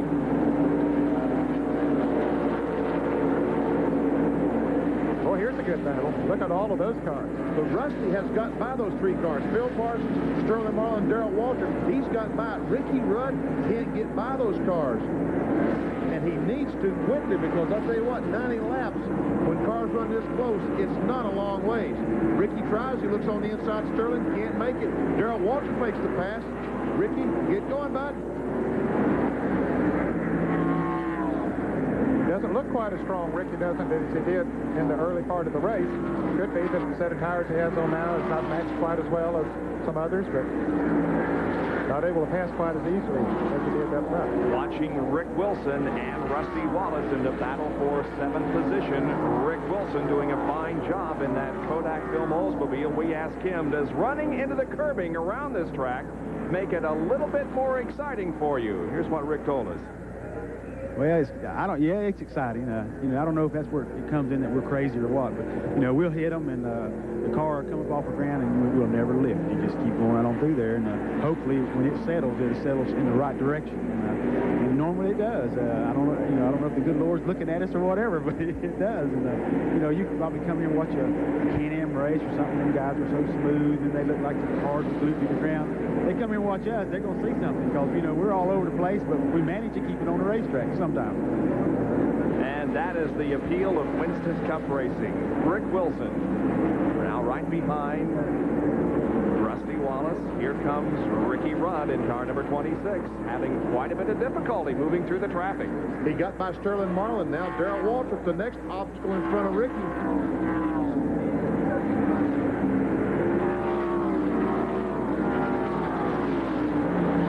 Fans are wondering about Bill Elliott. Even after all of his problems, he's still on the lead lap and running in 20th position right now. We can add another car to those out of the race at the moment is Dick Trickle, the leading rookie contender this year on the NASCAR Winston Cup circuit. He lost the cylinder and ran around for a while, and now he's in the pits or behind pit wall with the hood up on his Miller car number 84. We've completed 40 laps, and the number 11 car of Terry Labonte has now moved up another position, going around Ken Schrader, so the Labonte car runs in 3rd at the moment. We have completed 40 laps, and in less than 5 at the halfway point, 45 laps, there will be $10,000 awarded to the winner. The right guard halfway challenge will be in effect here this afternoon, and the leader of the race at the halfway point will receive $10,000. Here goes Jeff Bodine trying to pass Ken Schrader and doing so into turn 1. Wow, he must have brakes out of this world on that car. What an out-braking job that was. Yeah, he just drove her right on down in there, and she stuck, too, once he got in there, so he does have good brakes on the car. Dave Marcus just slowed dramatically as he went into turn 1 in the Lifebuoy Chevrolet. Now, Schrader has lost 2 positions here in the last lap. And let's look at the out-braking that Jeff does. I mean, they're almost into the corner when Jeff pulls out and he drives 2 or 3 car lengths by Ken Schrader. Plus the fact, Benny, that he can get down in first gear. That helps him to slow down. You mentioned a moment ago that he's the only driver out there that has the transmission, so he can get into first gear going into that turn, and that does help him to slow down. Very true. So there's Bodine as he has moved to 4th position. And we'll take a look at the top 15 at the end of 40 of 90 laps here at the Budweiser at the Glen. We'll be back right after this.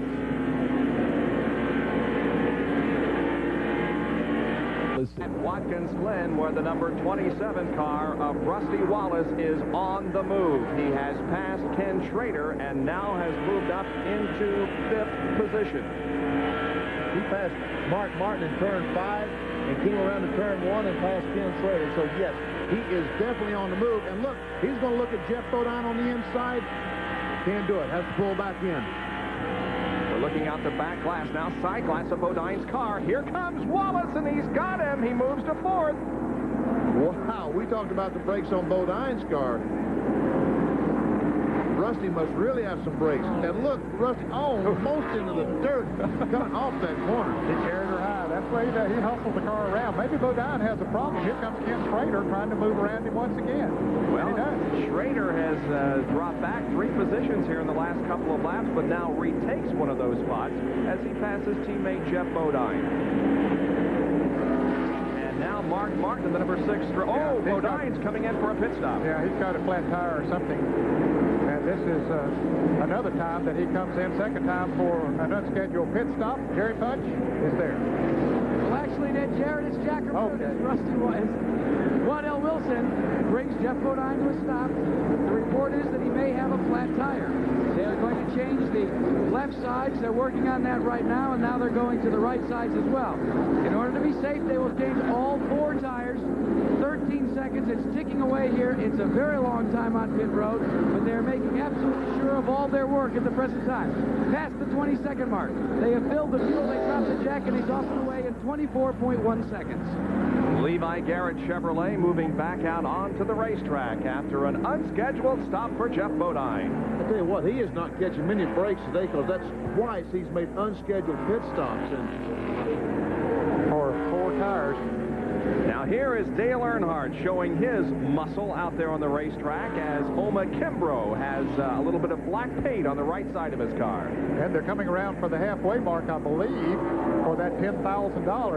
And Dale Earnhardt wants to get there first. And there it is. Earnhardt has the lead at the halfway point and so wins $10,000 in the right guard halfway challenge.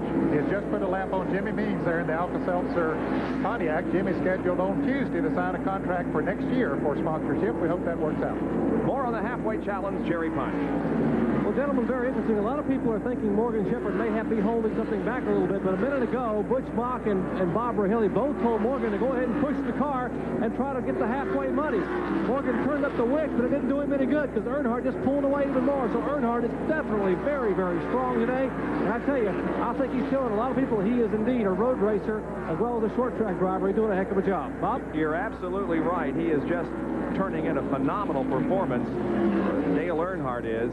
And you can see the interval he has opened up over Morgan Shepherd, who's running in second. Rusty Wallace, by the way, has moved to third. Yeah, let's don't forget to tell these people he got by Terry Labonte. He is in third, and I believe he's gaining, Mr. Jenkins. Yeah, I believe he's definitely gaining. There is Labonte back in fourth, and the battle for, well, that isn't a battle as it is Ken Schrader, who is lapping the 13 car of Oma Kimbrough.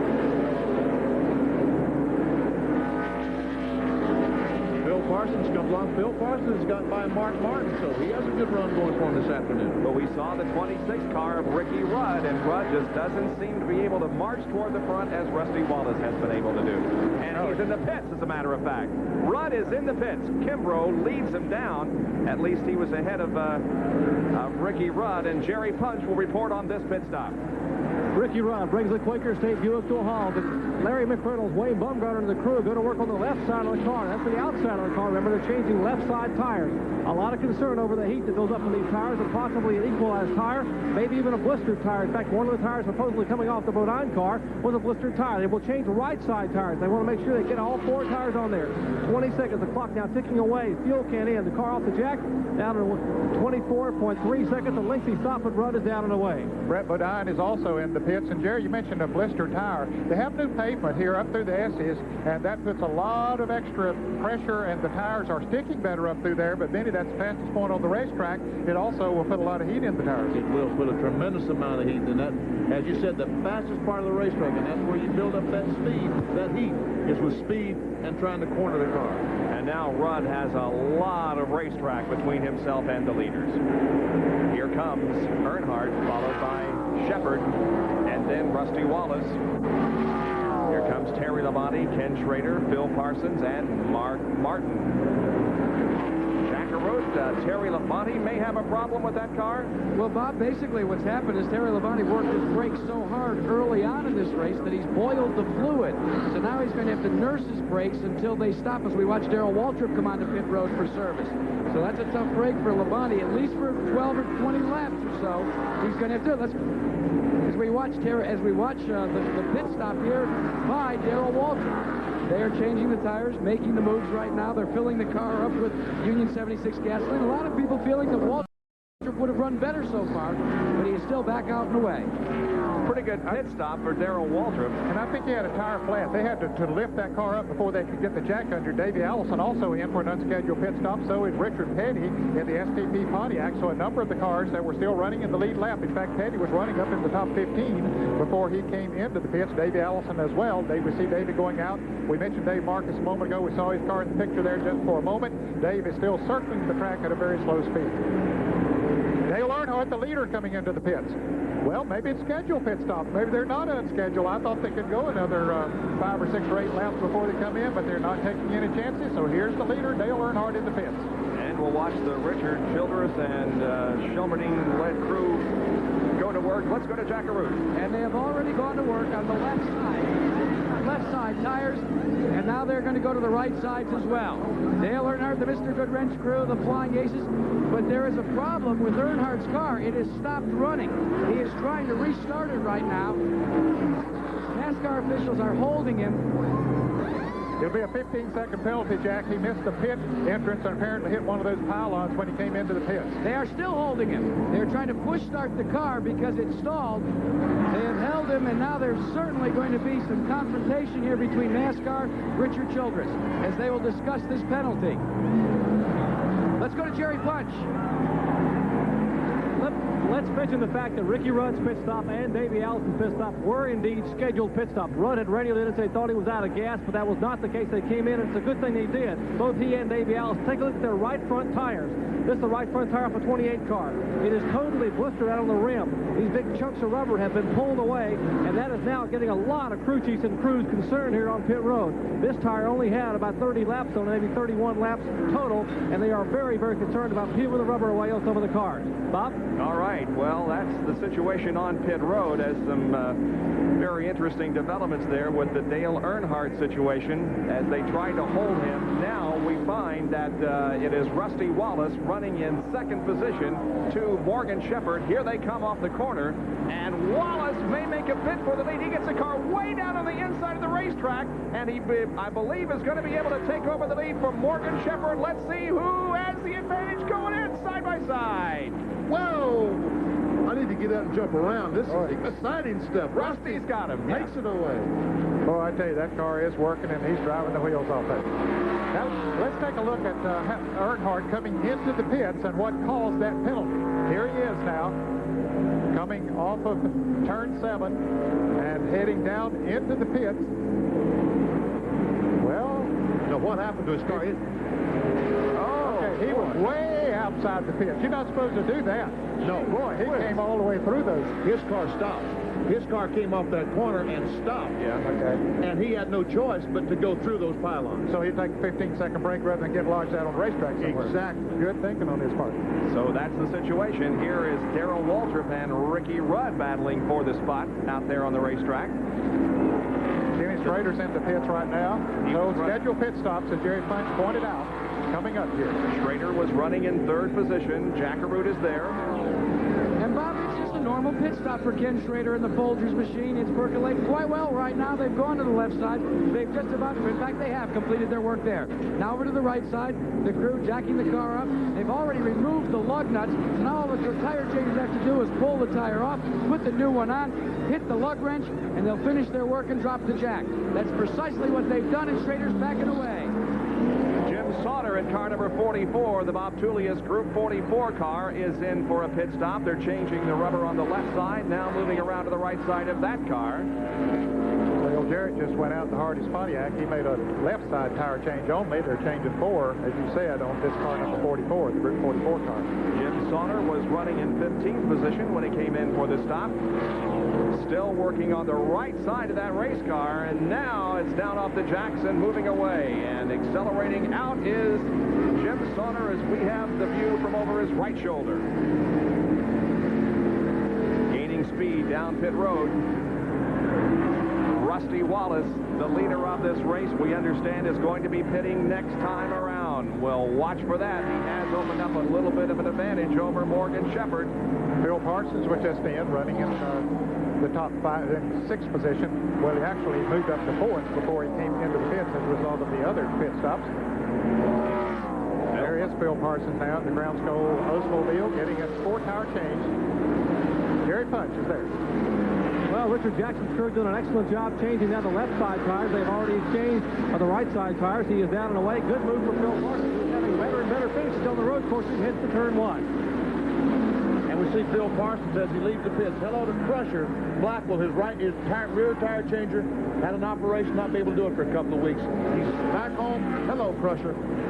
If Rusty is going to make a pit stop, he'll be getting off the accelerator very soon, and he is not coming in. He stays out on the racetrack.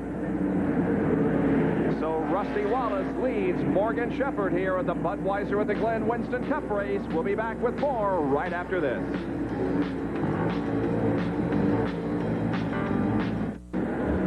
Back at Watkins Glen, where Rusty Wallace stays out there. Doesn't come in for a pit stop this time either. We expected him in last lap. He didn't come in. We expected him this lap, and he stays out there. Well, I don't know why all those fellows pitted just a little bit ago. It was certainly not a scheduled pit stop. I mean, it was too early for a scheduled type pit stop. And Rusty Wallace certainly doesn't get any better gas mileage than anyone else out there. And he's making lap after lap. So I don't know exactly why all those cars pitted. Conrad. Well, I guess sometimes when one does, others come in, and maybe of course they've got the pit people who are keeping track of the laps, know how many laps their car has run since their last pit stop. It looks to me like maybe when Earnhardt had his problem that everyone thought he'd run out of fuel and made an unscheduled stop. But just think, we talked about the championship earlier on. Just think what's happened to Earnhardt, the leader of the Winston Cup. He is going to go way back if he's not able to get that car back on the racetrack. And he came into this race only 90 points ahead of Darrell Waltrip and only 165 points separating the top 5 in Winston Cup points. And Wallace still is not coming in. Let's go down to Jackaroo in Rusty's pit. What's the situation down there? Well, Bob, here's what they're looking for. The magic number is 5-5, the double nickel. If they can go that far, they feel they will not have to make any additional pit stops. So they're trying to just squeeze as much as they can out of it. They feel that some of these extended cautions may have given them the advantage. They're getting ready to take that pit stop right now. But hopefully, they say, if we can get to 5-5, we won't pit anymore. Well, Jack, there are 54 laps completed, so if he doesn't run out of fuel on this lap, he's going to be able to make it. And this team is such a great group of gamblers. That's exactly what they're doing. They're getting ready for a pit stop. They have hit what they think is the magic number. One of the things that may have helped them, though, is a computer that they use to figure their mileage, which is resting right back here. That computer has told them what the mileage has been not only during green flag conditions, but also during cautions. They have computed it, and they are now ready for Rusty Wallace on pit road. And we'll see if he comes in. Meanwhile, we're watching some great action back in 10th position as Waltrip in 17 and Mark Martin in car number 6 are trying to decide who should have 10th position. There is quite an argument going over that spot right now. Quite a bit, yes.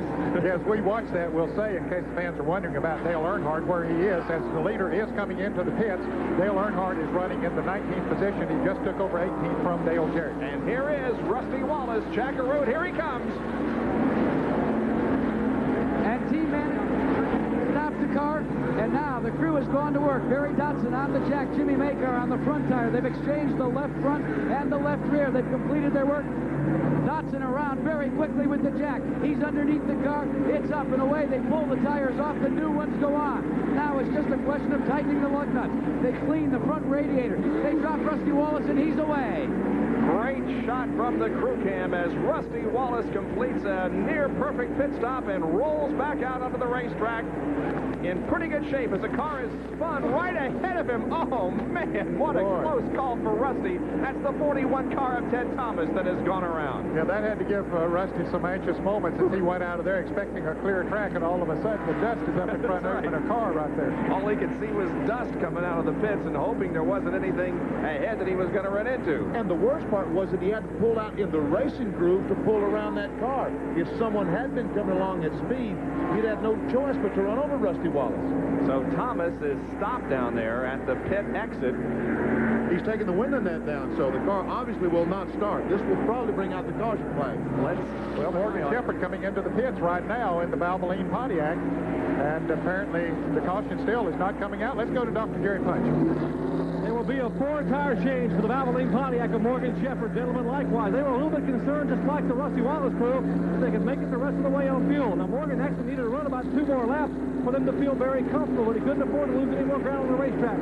So he opted to come in this time in pit. Left side tires have already gone on the car. Now right side, right front, and right rear are on the car. The jack is under the car. They're just finishing fueling the car, and they will roll the dice just like Rusty Wallace and see if they can make it the rest of the way. He's down and away. Let's go up pit road where Jack Arun is standing by with Richard Childress. Jack? Well, Jerry, remember on the last stop, Richard Childress and the team were stopped for a 15-second penalty. Richard Dale Earnhardt was brought in. He made a good, smart move, but then you had an animated conversation with NASCAR. You pleaded your case, and it seems that you won. Oh, I can't talk. That's pretty obvious. He was listening to Dale Earnhardt. He watched Earnhardt come by. Now, let's see if we can try it one more time. They got in trouble over the answers, so I had to tell him don't. What was the question? Well, you had a pretty animated conversation. Boy, you keep your poise pretty well here. With NASCAR, about that 15-second penalty, it's almost like they wanted to keep you a little longer when things worked out all right. Yeah, they were holding us for running through the chicane, Jack.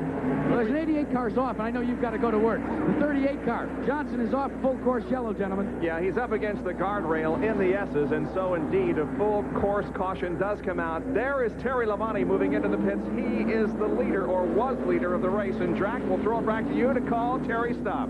Well, Tim Brewer and the crew let Shorty Edwards with the pit board bring Terry Labonte to a stop. He hits the marks nicely. They put the gas can in. They go to left side tires, cleaning the windshield, taking a quick cold drink. In the meantime, one crewman is changing the right side lug nuts so that the tire changers can come around. They do. They get under the car. They bring the jack up. Mike Hill pulls the left tire up, the right tire up, and Rusty Wallace is on pit road as well. Rusty has completed his work, and he's off and away.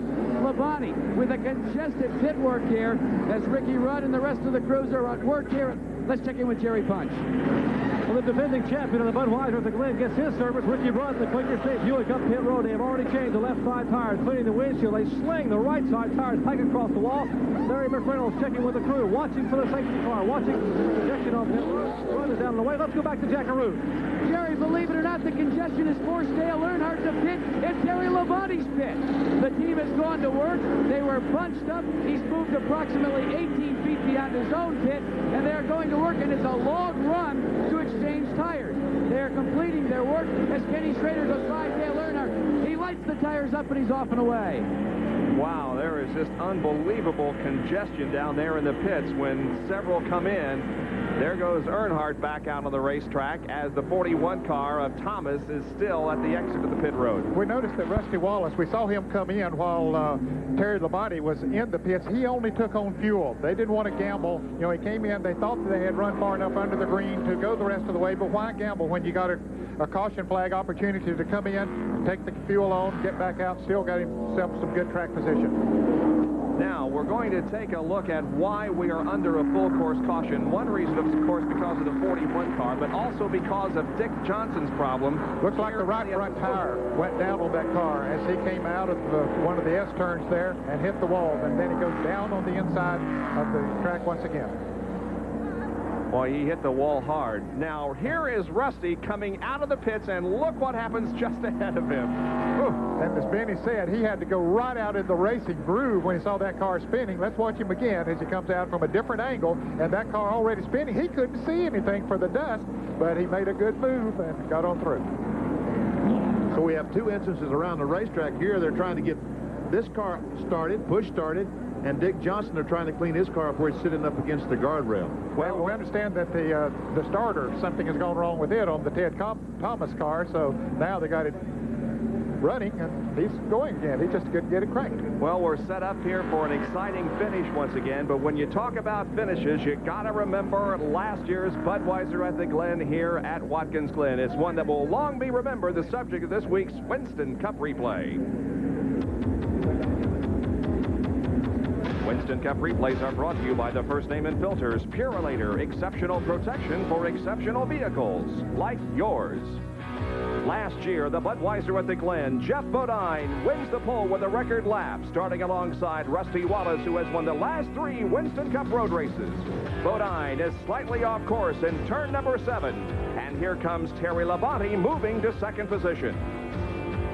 On the track's high-speed straightaway, Bodine shreds a tire and breaks the steering. He pulls off the course, but will later rejoin and finish the race. Ricky Rudd, Winston Cup's other road racing expert, finds himself in a position to challenge Wallace, slipping by Dale Earnhardt. Lap 73, and Ken Schrader is leading, but having a dice with teammate Darrell Waltrip. Schrader has a tire go down, and Waltrip takes off. It then becomes a race between Rudd and Waltrip until a big puff of smoke signals an end to Waltrip's chances of winning. Down now to a shootout between Rudd and Wallace. Using the racetrack to his advantage, he's going to slow it down. They bump. Here they come off the 7th corner. Who's going to win it? They're side by side. Rusty is well off the track. He cannot win it, and Ricky Rudd does. Unbelievable. That was 1 year ago here at the Budweiser at the Glen. Stay with us. We undoubtedly will have a finish that will equal that one in just about an hour's time.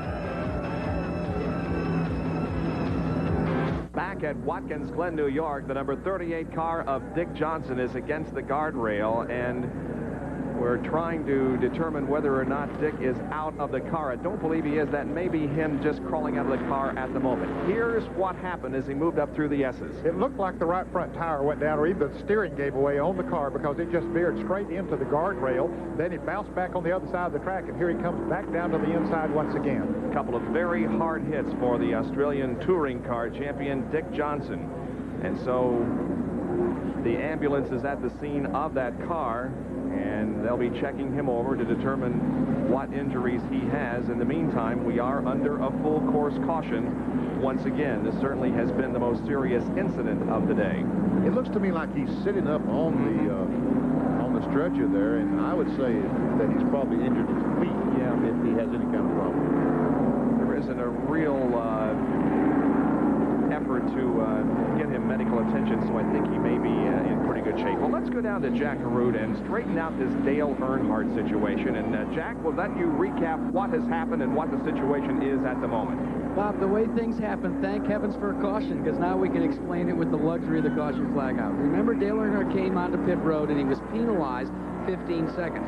The reason he brought his car into pit road is he had a minor ignition problem, and they needed to change the ignition wires inside the car. They elected to change tires as well, fill it up with fuel. Well, NASCAR, as you saw on the replay, because he came across the cones, they elected to impose a 15-second penalty. Well, the car was stalled. They had to push start it to get it going again. They felt that they were going to take more than 15 seconds to do that. Everything got fired, underway again. During this caution period, he came in to take one additional stop, but according to Richard Childress, everything is fine. They've been assessed the penalty. They've taken it. They're back and ready to go racing back to the front. So, Jack, something happened to ignition as he came off of turn 7? And exactly, Ned. And he had enough wherewithal to know that it'd be better to take that 15-second penalty than to try and limp all the way around. So that's exactly what he did. So he just cut her across the pylons and down on pit road. Good, smart thinking. Yeah, it really was. Because if he'd gone another 20 feet, he couldn't have gotten to pits. So that's the situation then with the Dale Earnhardt situation. Now, there is Dick Johnson. You can see him sitting up, and he appears to be in pretty good shape. He will be taken into the infield medical center for a checkup. There was a splint on his left leg. They did have a splint on his left leg. So obviously there has been, at least he's injured his leg somehow. So the field remains under caution here at Watkins Glen. That's Morgan Shepherd right behind the pace car, followed by Rusty Wallace, Terry Labonte, Bobby Hillen, and Michael Waltrip. We're in the Finger Lakes region of New York at Watkins Glen, and we'll be back right after this.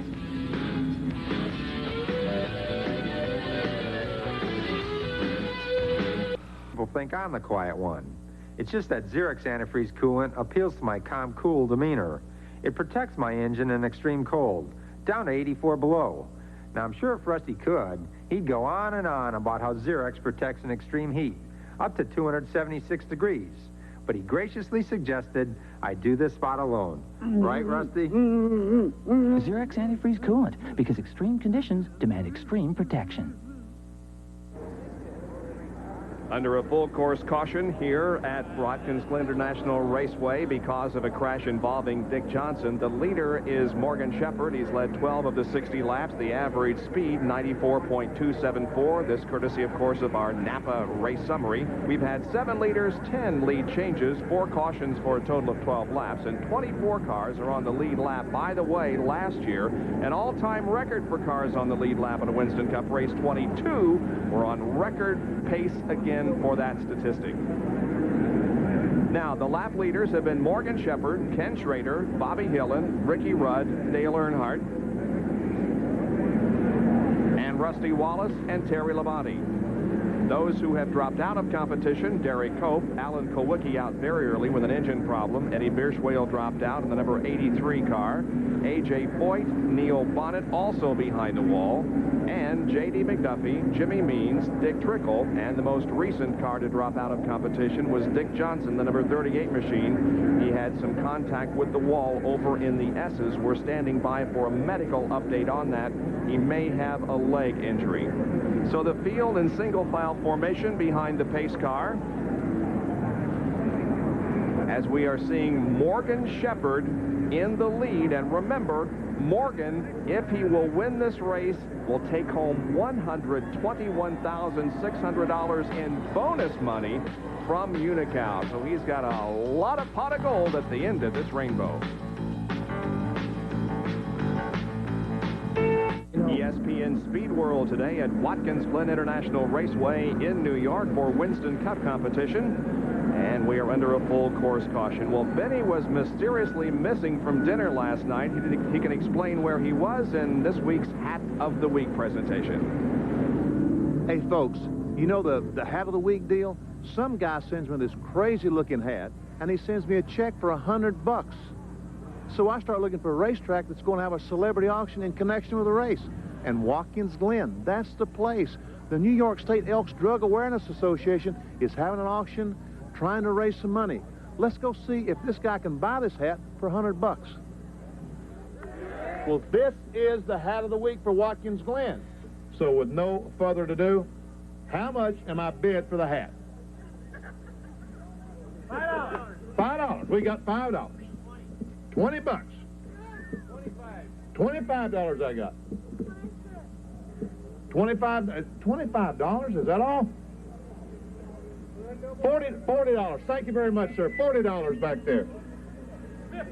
50 bucks right here. $50.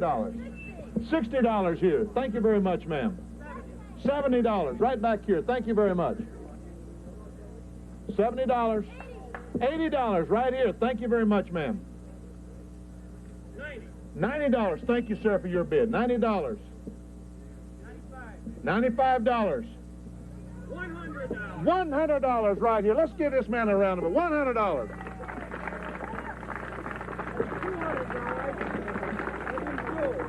Now, who are you? Andy Kane from Rochester, New York.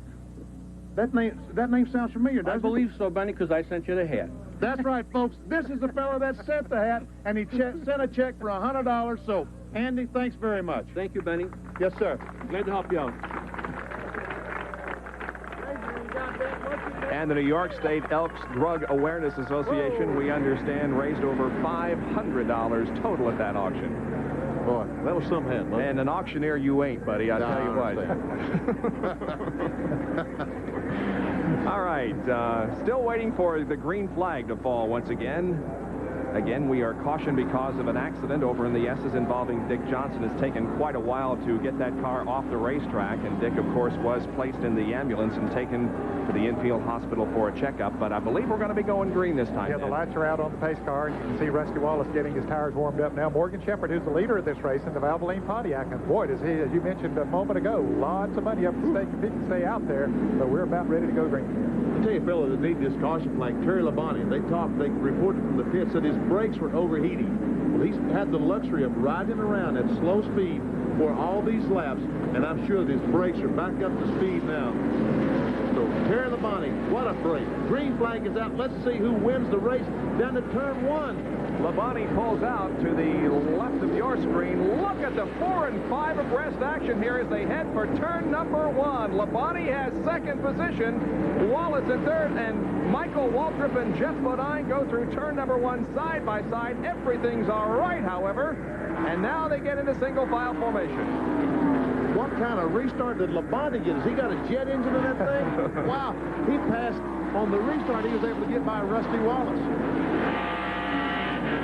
Looking out Jeff Bodine's back class at Ricky Rudd, who is in 7th, and certainly not out of this race. He has not been up front a whole lot today, but is certainly not out.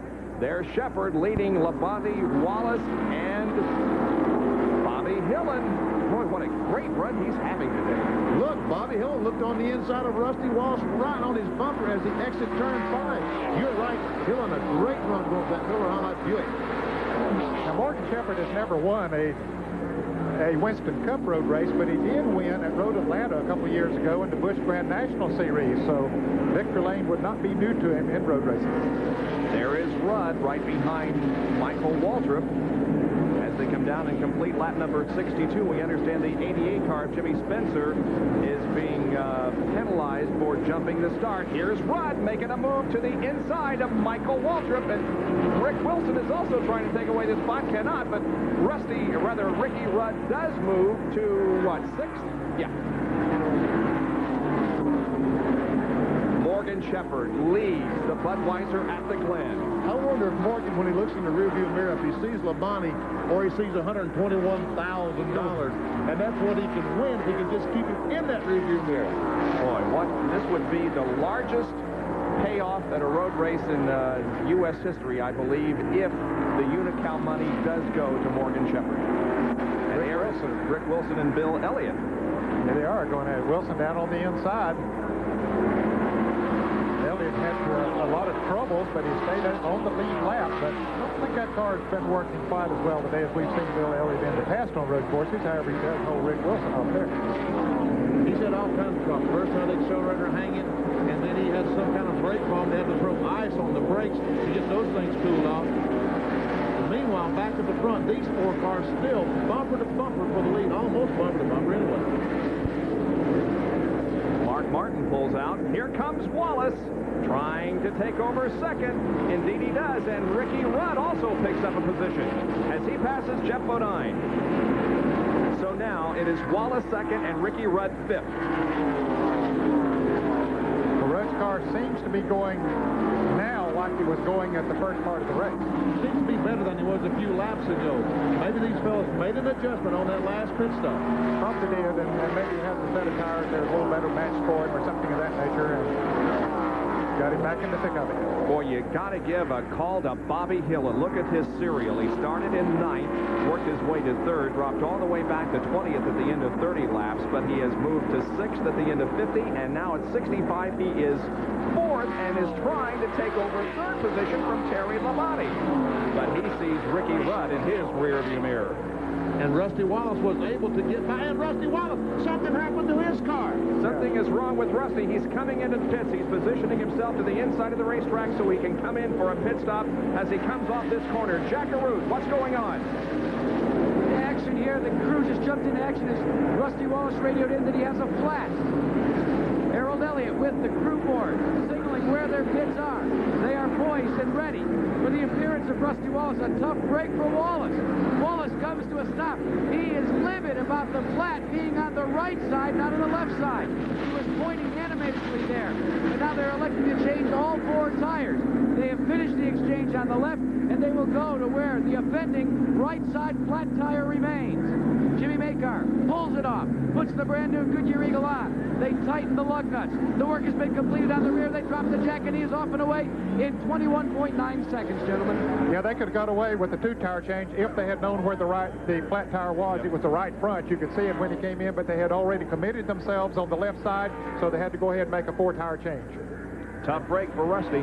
Yeah, I'll tell you, he's so far behind now. If there's not another caution, he's going to have a tough time getting back up there. He'll pass some cars that are still on the lead lap, but it'll be tough for him to get back to the front. You know, we see the clock there at 21.9 seconds, but that really doesn't tell the story because there's a lot of acceleration and de-acceleration time. Well, especially the deceleration time in this particular case, because he had to slow down way back up there in turn 6 to get himself down on the inside of the racetrack and get into the pit with that flat tire. Morgan Shepherd leads. Here comes 2nd, 3rd, and 4th, and Rudd now is alongside Bobby Hillin, and Rudd gets him. Rudd moves to 3rd.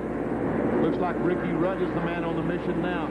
Gets by Bobby Hillin, sets his eyes on Labonte, and up in front of Labonte, the leader of this race, Morgan Shepherd. Shepherd with quite an advantage over Terry Labonte and the others, so Morgan Shepherd is looking very, very good here in his effort to win the Unocal bonus money amounting to $121,600 in addition to the money for actually winning the Budweiser at the Glen. We'll be right back.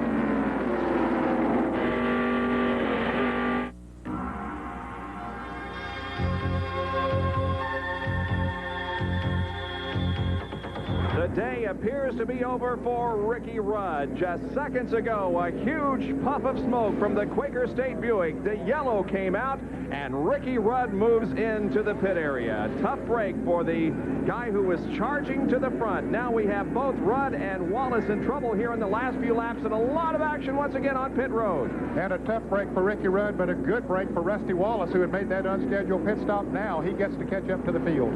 And Rusty Wallace may stay on the racetrack. Probably will. He probably will choose to stay on the racetrack and not pit at all. He may be the leader of this race when they go back to green. A lot of action as cars pull back onto the racetrack. Here comes Sterling Marlin. Davey Allison has to back his Haviland Ford up to get around Ricky Rudd. Jim Sauter back there in the number 44 car moves back onto the track, but Ricky Rudd's problems appear to be terminal. Yeah, we saw some flame underneath the car as he was trying to get in. That means if he has a hole someplace, oil is seeping out on the exhaust system and catching on fire. Tough break for Ricky. Let's go to Jerry Punch. Well, a lot of smoke and debris down here. Rudd is trying to get the car refired. It will not refire. They will push the car back behind the wall. And Ricky Rudd in the car, very dejected, very disappointed. They put the Quaker State car back toward the garage area. Rudd, when won at Sonoma earlier this year on the road course, was going for 3 consecutive road course wins, but it will not happen this afternoon. Keep looking for Rusty Wallace in this. Oh, looks like we may have had a crew member hurt, possibly on the Tide crew. Or the Folgers crew. It's right between the two. Now, Ken Schrader had just come in for an unscheduled pit stop during the green just before this caution came out. He had a tire shredded on the Folger Chevrolet, but he should have remained in the lead lap. Looks like it's a member of the Tide crew. Let's go down to Jackaroo. Tony Casanova is the tire carrier for the Tide crew. He was carrying tires around for service on Darrell Waltrip's car. As he was running back around, he was hit by another car. They brought him back over the wall here. The medics are assisting him right as we speak, and they will most likely transfer him to the infield care center for further observation and for administration. Let's check in with Jerry Punch, who was with Ricky Rudd. Jerry?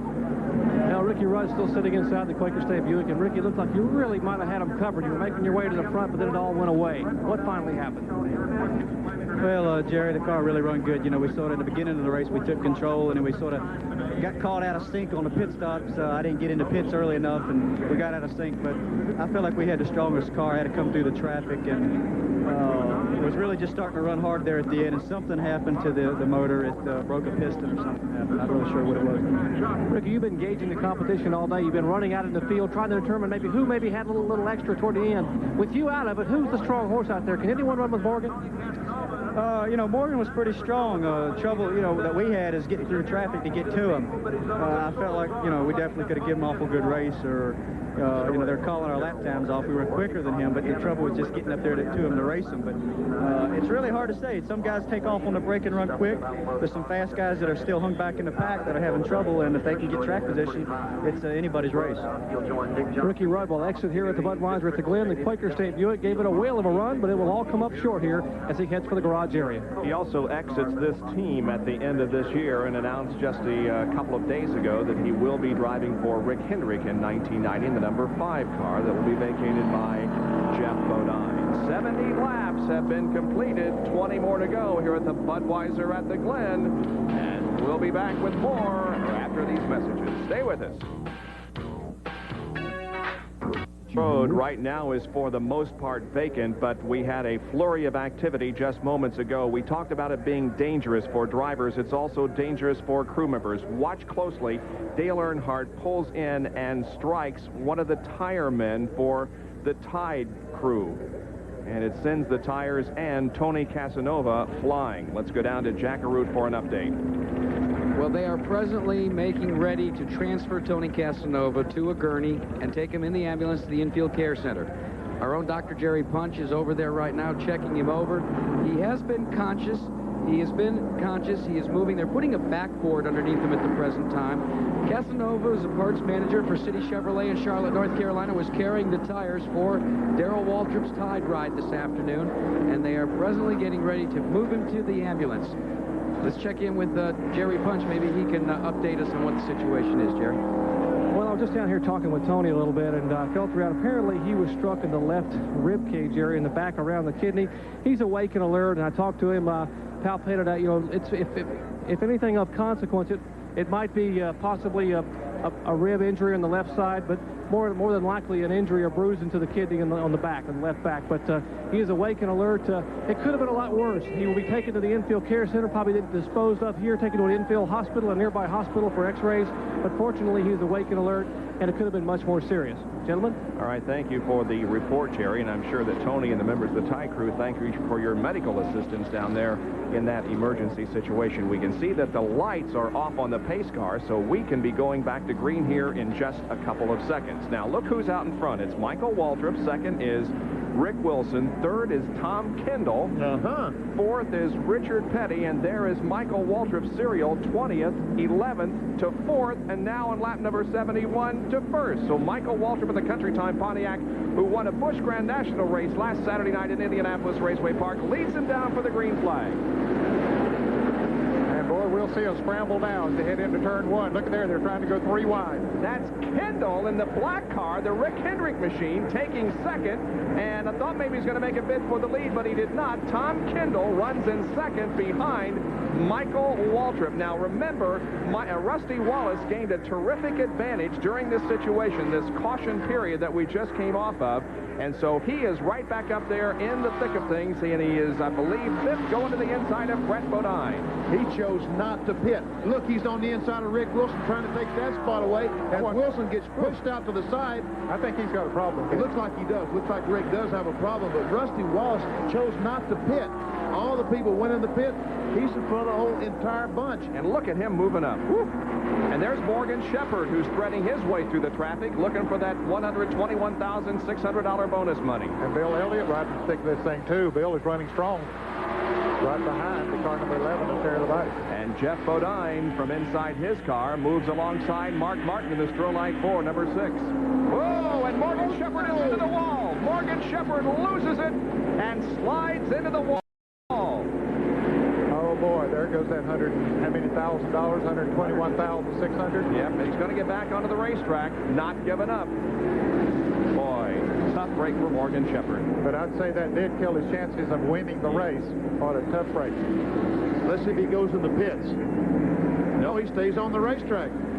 Going to stay out there. Obviously did some body damage to the right side of that race car. As we take a look at it once again. We see Earnhardt on the inside of Morgan Shepherd going into turn 6. I don't know if there's any kind of... Nope. Yep, there was some contact there, too. Just when Morgan started to turn into the corner, Earnhardt was there. The wheels touched, Morgan's left front touched, looked like the right rear of Earnhardt's car, and away Morgan went. We mentioned that something might be wrong with Rick Wilson's car. He indeed has come into the pits in the Kodak Film Oldsmobile car number 4, and Richard Petty as well has come in the STP Pontiac for a change of 4 tires on his car. So there you see Morgan Shepherd able to drive through the grass and get back onto the racetrack, but there he is behind Stan Barrett, and boy, his chances now of winning that bonus money are pretty much down the tubes. Of course, that Unical bonus money now, $121,600, goes up another $7,600 next week in Michigan, and we'll be there to talk about it. That's exactly right, on the high banks of Michigan International Speedway. A week from today, as Winston Cup competition continues here on ESPN. There's Tom Kendall trying to take the lead away from Michael Waltrip and is unable to. And Rusty Wallace is back there in third. I tell you, Michael Waltrip doing a good job of staying up front. You see some smoke from that 18 Yeah, car? I did see some car from that black car, but don't you know that Margaret Waltrip is sure glad she was home today to watch Michael leading this race? Well, Michael with an outstanding performance last Saturday night at Indianapolis Raceway Park, where he won the Busch Grand National race. By the way, the Busch Grand National race last night was won by Robert Presley. And now Michael finds himself in the lead here at Watkins Glen. You know who owns Robert Presley's car? Brad Doherty. Brad Doherty, the center for the Cleveland Cavaliers. So, Brad, if you're watching today, congratulations on a super victory. We met him in Daytona at the Grand National race in Volusia County, and what a wonderful person he is. Oh, he really is. Really a race fan, Yes, too. he is. Great athlete and a great race fan. So it's Michael Waltrip who leads, Tom Kendall running in second, and Rusty Wallace third as we are live at the Budweiser at the Glen.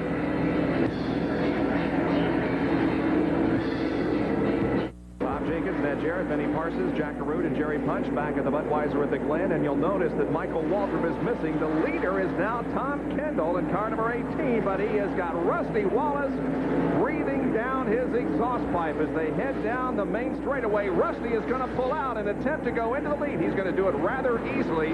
Into turn 1, Rusty Wallace is the leader. Now, we'll show you what happened to Michael Waltrip.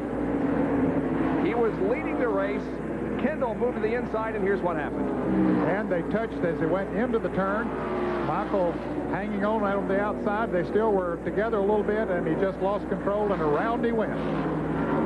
Kendall got position on Michael going down in turn 1. Michael tried to race him, but up where Michael was, just no way in the world. Rusty Wallace said, uh-oh, that boy's going to catch me, but he didn't.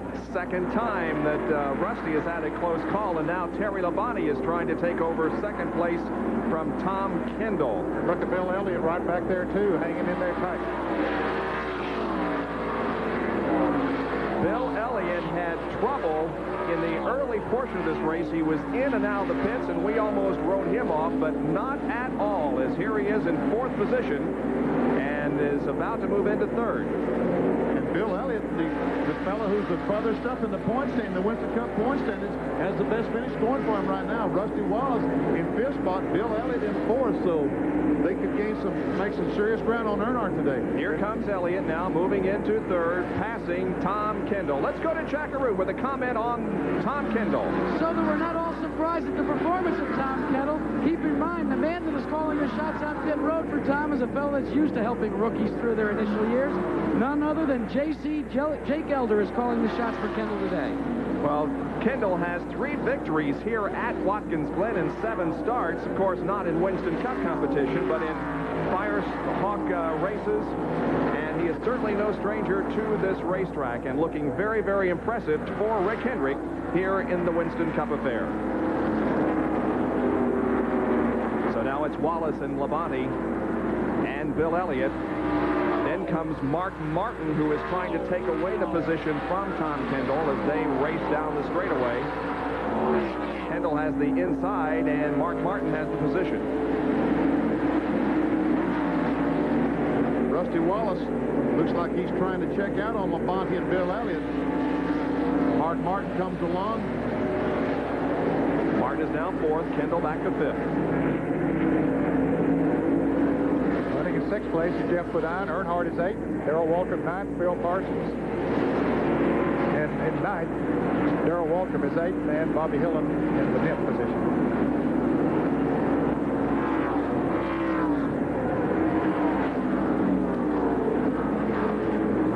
They move up through the S's once again. Now Tom Kendall has Jeff Bodine to contend with as we look out Jeff Bodine's back class. There's Dale Earnhardt behind him. Well, coming up next here on ESPN, following our live Winston Cup race, the GTE U.S. Hard Court Championship from Indianapolis, Indiana. It's McEnroe versus Berger, and that will be coming up live right after the conclusion of this race here on ESPN. Kendall losing positions, getting the left side tires off the car. And here comes Bodine, Earnhardt, Waltrip, and next to be Phil Parsons. Boy, the train is going by. It's almost like if he got out of the draft to Talladega. Now, he's really in a bad spot right now. Ooh, I don't know. Phil Parsons is trying to get alongside of him. Once again, out the back class of Jeff Bodine's car. Looking at Dale Earnhardt. Ooh, Earnhardt pulls right up on the back bumper, looks inside Bodine, was not able to get by. Davey Allison has pulled up into the back of that pack of cars right there. He was back about 17th or 18th, now has moved up into 10th position, so he's beginning to move.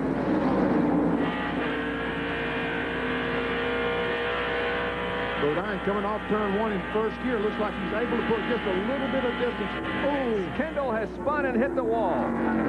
We saw it, and Jeff Bodine's out his back glass. It was too far away to tell who it was, but it is Tom Kendall in car number 18. No caution yet, but we'll see if he's able to get fired. He's backed it into the inside guardrail. The cars are able to get by on the outside, but you can see that a portion of the front end of that car number 18 sticking out on the track. Can he get it fired again? We'll have to wait and see. And here's a replay.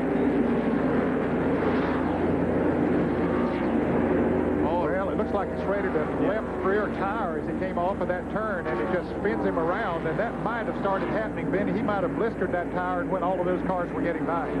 And I think that you're probably exactly right, Dan, because he was slowing down dramatically from the pace that he was running just a moment ago. So Tom Kendall won the IMSA GTU Championship in 1986, 87, and 88, has 15 victories in GTU competition, and has a great future ahead of him as a race driver. He's a young man and has a very bright future. Still no yellow from the NASCAR officials. And I don't understand why that guy back there with the Ford sign is not waving a yellow flag. Well, he is. The one on the inside is waving a yellow flag, but now we do have a yellow. No, we don't. No. Harold Kinder still not waved the flag. I don't know. Maybe they're waiting on the leaders to come around. I don't know. 10 laps to go. 80 laps have been completed. And there is the shredded tire that caused the problems for Kendall. Yes, now the caution flag does come out. Harold Kinder is waving the caution flag now. You Kendall has gotten out of the race car, so he's okay, and Harold Kender slows down the field with his yellow flag. Well, Rusty Wallace did not come into the pit, so maybe he's going to stay out there. It'd be interesting to see who does. Neither did Terry Labonte or Bill Elliott or most of the others. So we are under caution, but few are taking advantage of the opportunity for a pit stop. Today's live coverage of the Budweiser at the Glen. NASCAR Winston Cup racing from historic Watkins Glen in upstate New York. Our Speed World coverage is being brought to you by Quaker State Motor Oil. The big Q stands for quality, always has, always will. By Ford and your Ford dealer. Have you driven a Ford lately? By the Die Hard battery, now with more power when you need it most. And by Budweiser Beechwood Age for that clean, crisp taste. This Bud's for you.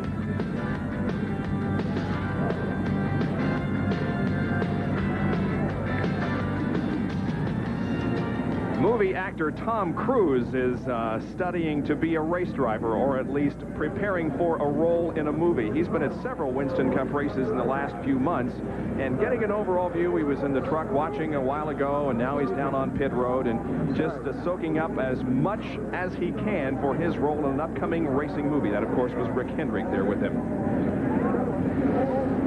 So we're under our 6th caution flag of the afternoon. And there you can see that Rusty Wallace is the leader of the race with Bill Elliott second.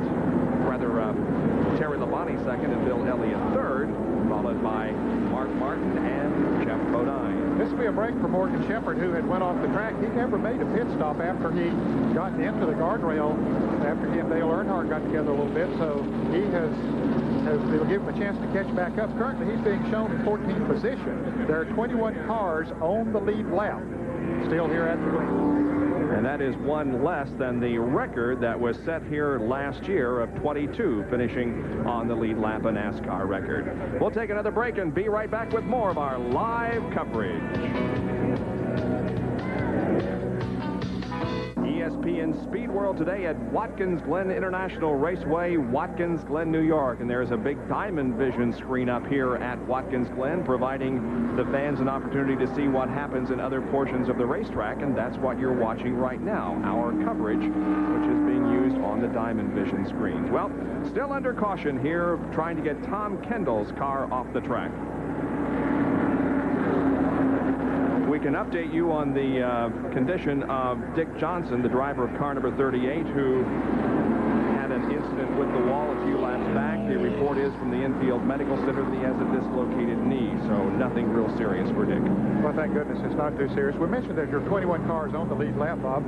Of course, Rusty Wallace is leading, Terry Labonte running second, Bill Elliott third, fourth is Mark Martin, fifth is Jeff Bodine, sixth Dale Earnhardt, seventh Darrell Waltrip, Davey Allison now up to eighth, Phil Parsons ninth, Bobby Hill in 10th, Dale Jarrett 11th, and in 12th place Jim Sauter, 13th rookie driver Larry Pearson, 14th Morgan Shepherd, 15th the car number 40 of Darren Brassfield. Yeah, Darren Brassfield. Darren's not a regular on the circuit. Harry Gant is running 16th. Michael Waltrip, after his spin down there, had gotten back to 17th. Rick Wilson, after a pit stop, was running 18th. 19th is Kenny Schrader. 20th, after a pit stop, is Sterling Marlin. And 21st, the car number 15 of Brent Bodine, who also has made a pit stop during this caution period. All right, we're going to try to talk to Rusty Wallace here via the radio. Rusty, this is Bob Jenkins. You got a copy? Okay. Rusty, it's Bob Jenkins. You got a copy? Well, we heard him for a second. Having a little bit of trouble hearing you, Rusty. Can you hear me? Okay, Mark, it's going to be 6 to go when they throw the green. Well, I think we hear somebody from the crew, but we don't hear Rusty. Well, we'll let Rusty alone because he's going to be going back to green here in less than a lap anyway. You know, the deal was you sounded a little bit confused, and Rusty was telling you, Bob, there's 6 laps to go to green. Yeah, that's what I was checking on. There will be 6 to go when we go back to green. Is that correct? No, okay. Okay. I'll tell you what, Bob, since you can't talk to Rusty, we're going to send Jack Root down to talk to Barry Dotson. Is that a fair deal? That's the second best thing. Okay. Jack Root, see if you can find Barry Dotson and talk to him, will you? Well, he's standing right next to me, Benny. You don't think I'd be too far away from where the action is. Barry, you were saying to Rusty on the radio during this caution, nothing ever comes easy for this crew. You didn't want this caution, did you?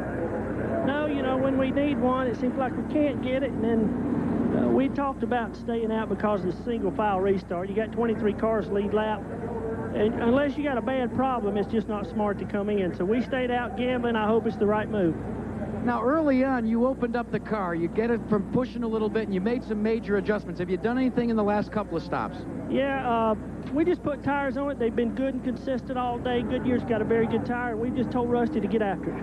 Well, Jerry Punch here with another guy that calls the shots for a good-time winner, and that's Terry Labonte. Let's go to Jerry. Well, the team that's had the momentum the past couple of weeks has been the Budweiser team of Terry Labonte. They're all watching Labonte come by. We're with Tim Brewer, and Tim is waiting to give Labonte the signal for the green flag. Do you see Tim looking up pit road? What he is doing is watching Harold Kinder.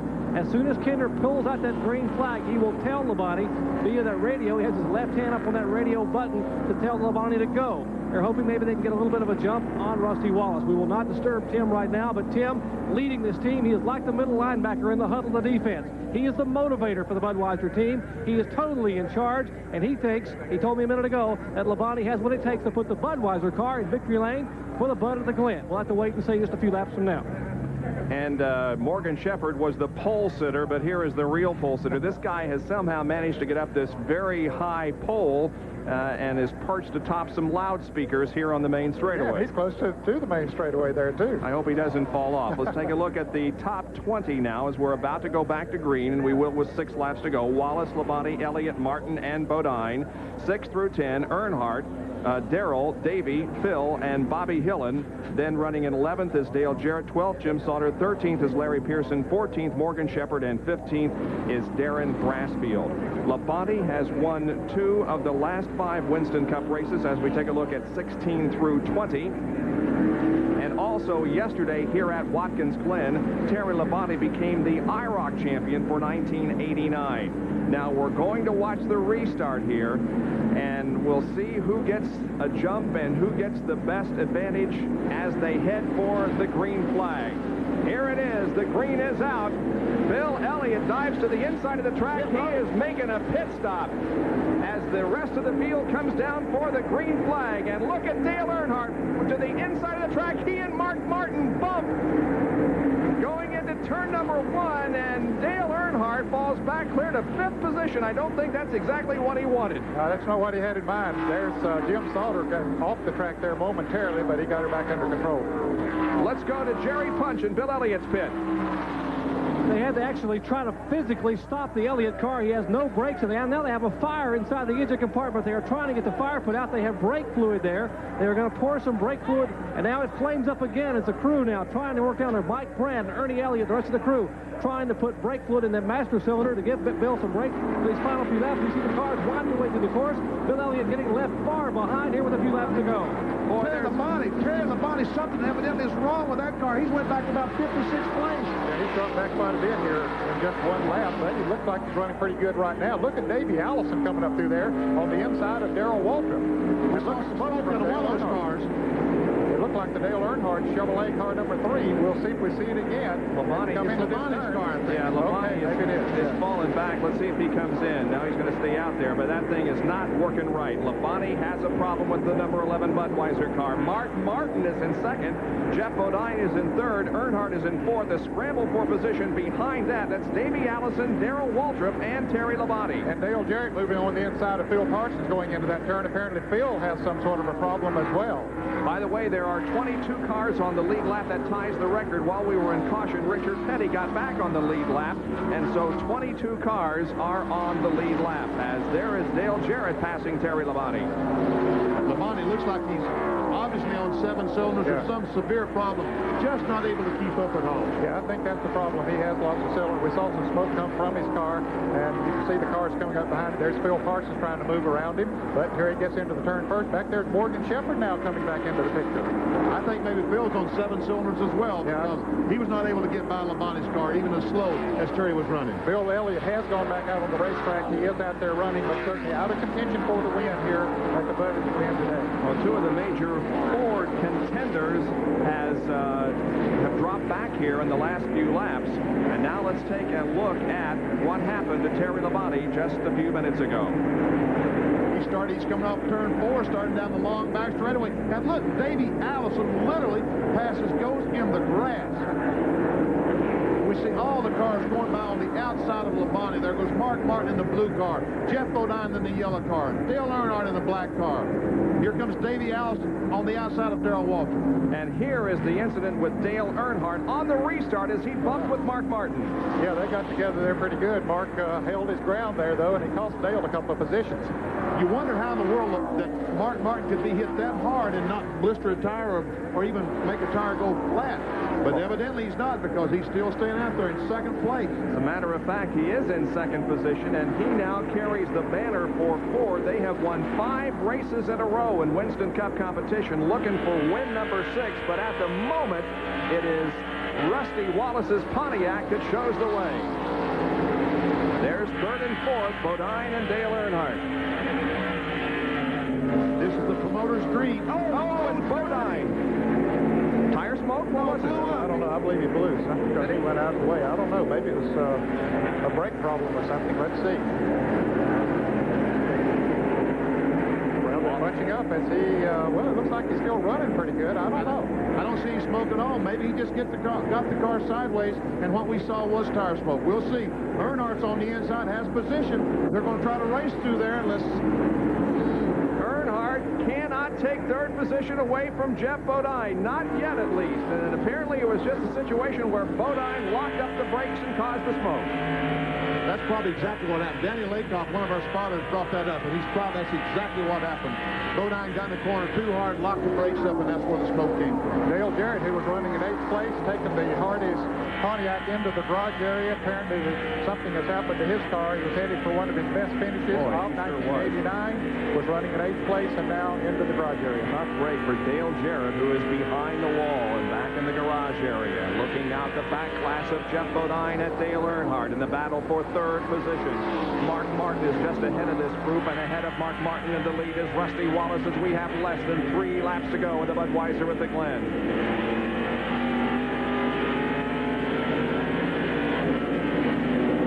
Earnhardt still looking right on the bumper of Bodine, trying some way, somehow get by Jeff. He's going to try it down the front straightaway. Let's see.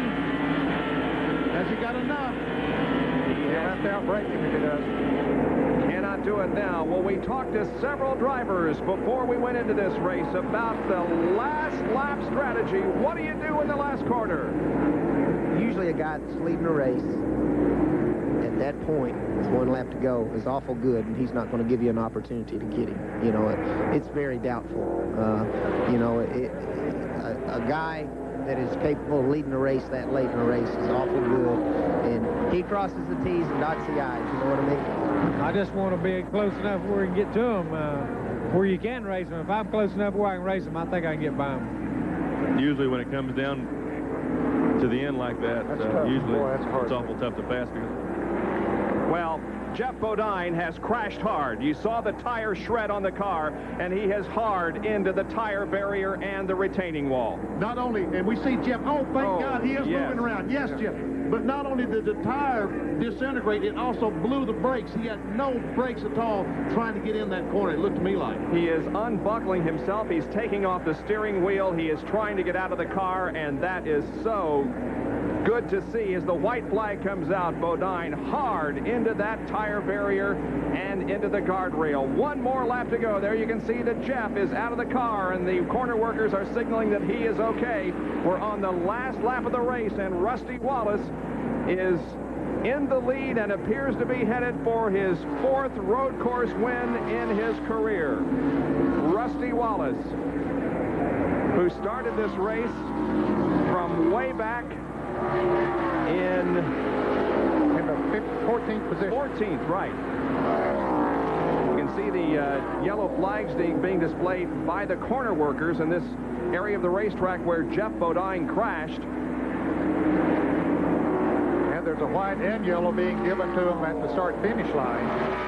So they'll race back to the flag. The race will officially end under yellow as Mark Martin there is in second position following Rusty, and then will come Dale Earnhardt in third position. But here is Rusty Wallace. He finished second at Sears Point on the road course earlier this year. He comes out of corner number 7. He takes the checkered flag, and he wins the Budweiser at the Glen. Rusty Wallace has won. Mark Martin finishes second. Dale Earnhardt is third. And it's a big boost for Rusty Wallace, who came into the race 165 points behind Dale Earnhardt in the Winston Cup points battle. Earnhardt, of course, finishes third, so Rusty isn't going to gain that many points, but everyone is very valuable in the battle for the Winston Cup. And the Unocal money will move up once again. And here comes Dale Earnhardt alongside Rusty Wallace saying, nice race and way to go. There also is Davey Allison pulling alongside in car number 28. Who got himself a top 5 finish here today. Started back in 21st position, I think it was, and just ran a good race all day long. Came home. And there is the ambulance that will take Jeff Bodine to the infield care center to have him checked over after crashing very hard with less than 2 laps to go.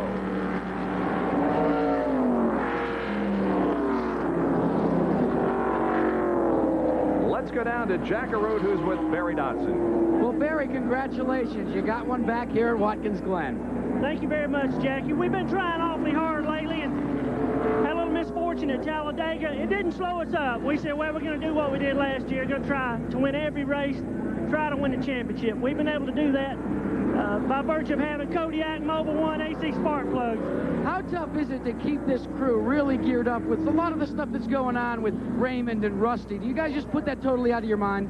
I do personally. It's not a tough job at all with this crew. Some guys might have a hard time. We don't. We're tough. They certainly are tough. Look at this. They're going to raise Kane here a little bit before they go to victory lane, Bob Jenkins. All right. Thank you, Jack. Congratulations to Barry Dodson and all of the Kodiak Pontiac crew for their win with Rusty Wallace. Now, let's take a look once again at the Jeff Bodine crash. It was breathtaking, to say the least. Here is how it happened. Well, he was running in front of Dale Earnhardt. They were racing for position, and all of a sudden, we're going to see a lot of smoke come out. There it is, the smoke coming out of Bodine's car, and he heads into the turn. You can see some debris there. He gets it down on the inside, and it spins around backwards and then forward, right straight through that guardrail. Wow. But I was incorrect. He did have brakes because... And here it is from the in-car camera. Let's listen to the crash.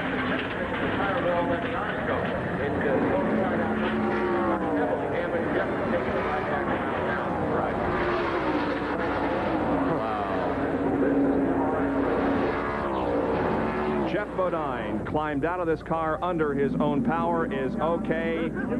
And there is the winner, Rusty Wallace. And we're going to take a commercial break and be right back to talk to the winner of the Budweiser at the Glen. I'd go to any extreme to prove my point. That's the reason I'm dressed like this, to point out that Xerox antifreeze coolant protects my car's engine in sizzling heat up to 276 degrees. Now, Alan was supposed to prove the other point, that Xerox provides unsurpassed protection in extreme cold, down to 84 below. But obviously, he thinks he's above all this. Chill out, Rusty.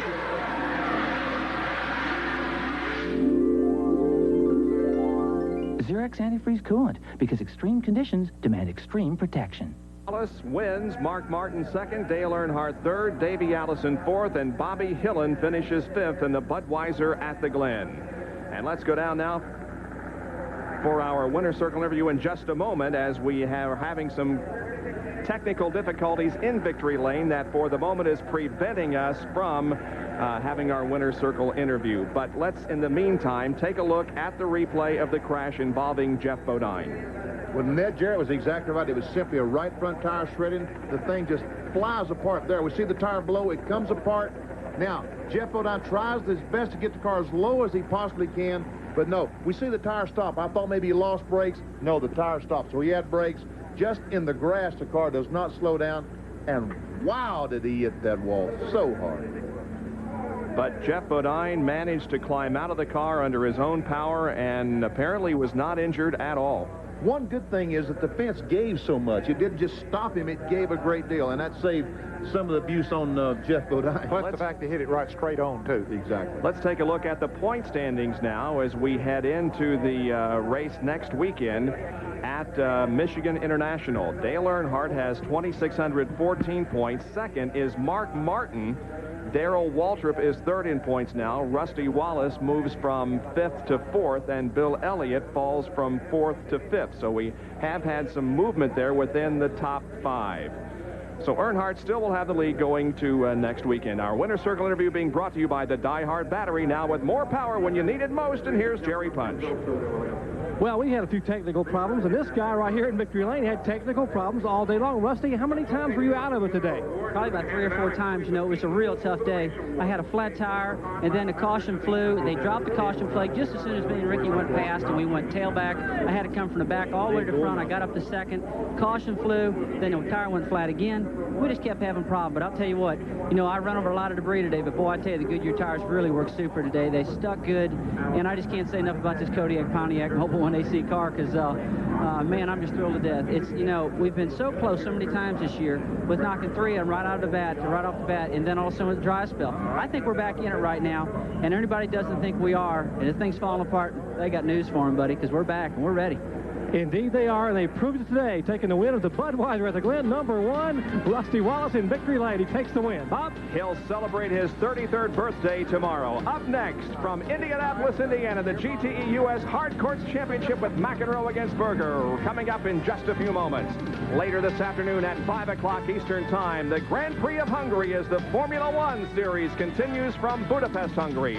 And then at 8 o'clock tonight, live here on ESPN, NFL preseason, the Buffalo Bills against the Cincinnati Bengals. My thanks to Benny Parsons, Ned Jarrett, Jack Arute, and Jerry Punch for being with us this afternoon. We'll see you on Speed Week Thursday at 7:34 now. This is Bob Jenkins. So long, everyone.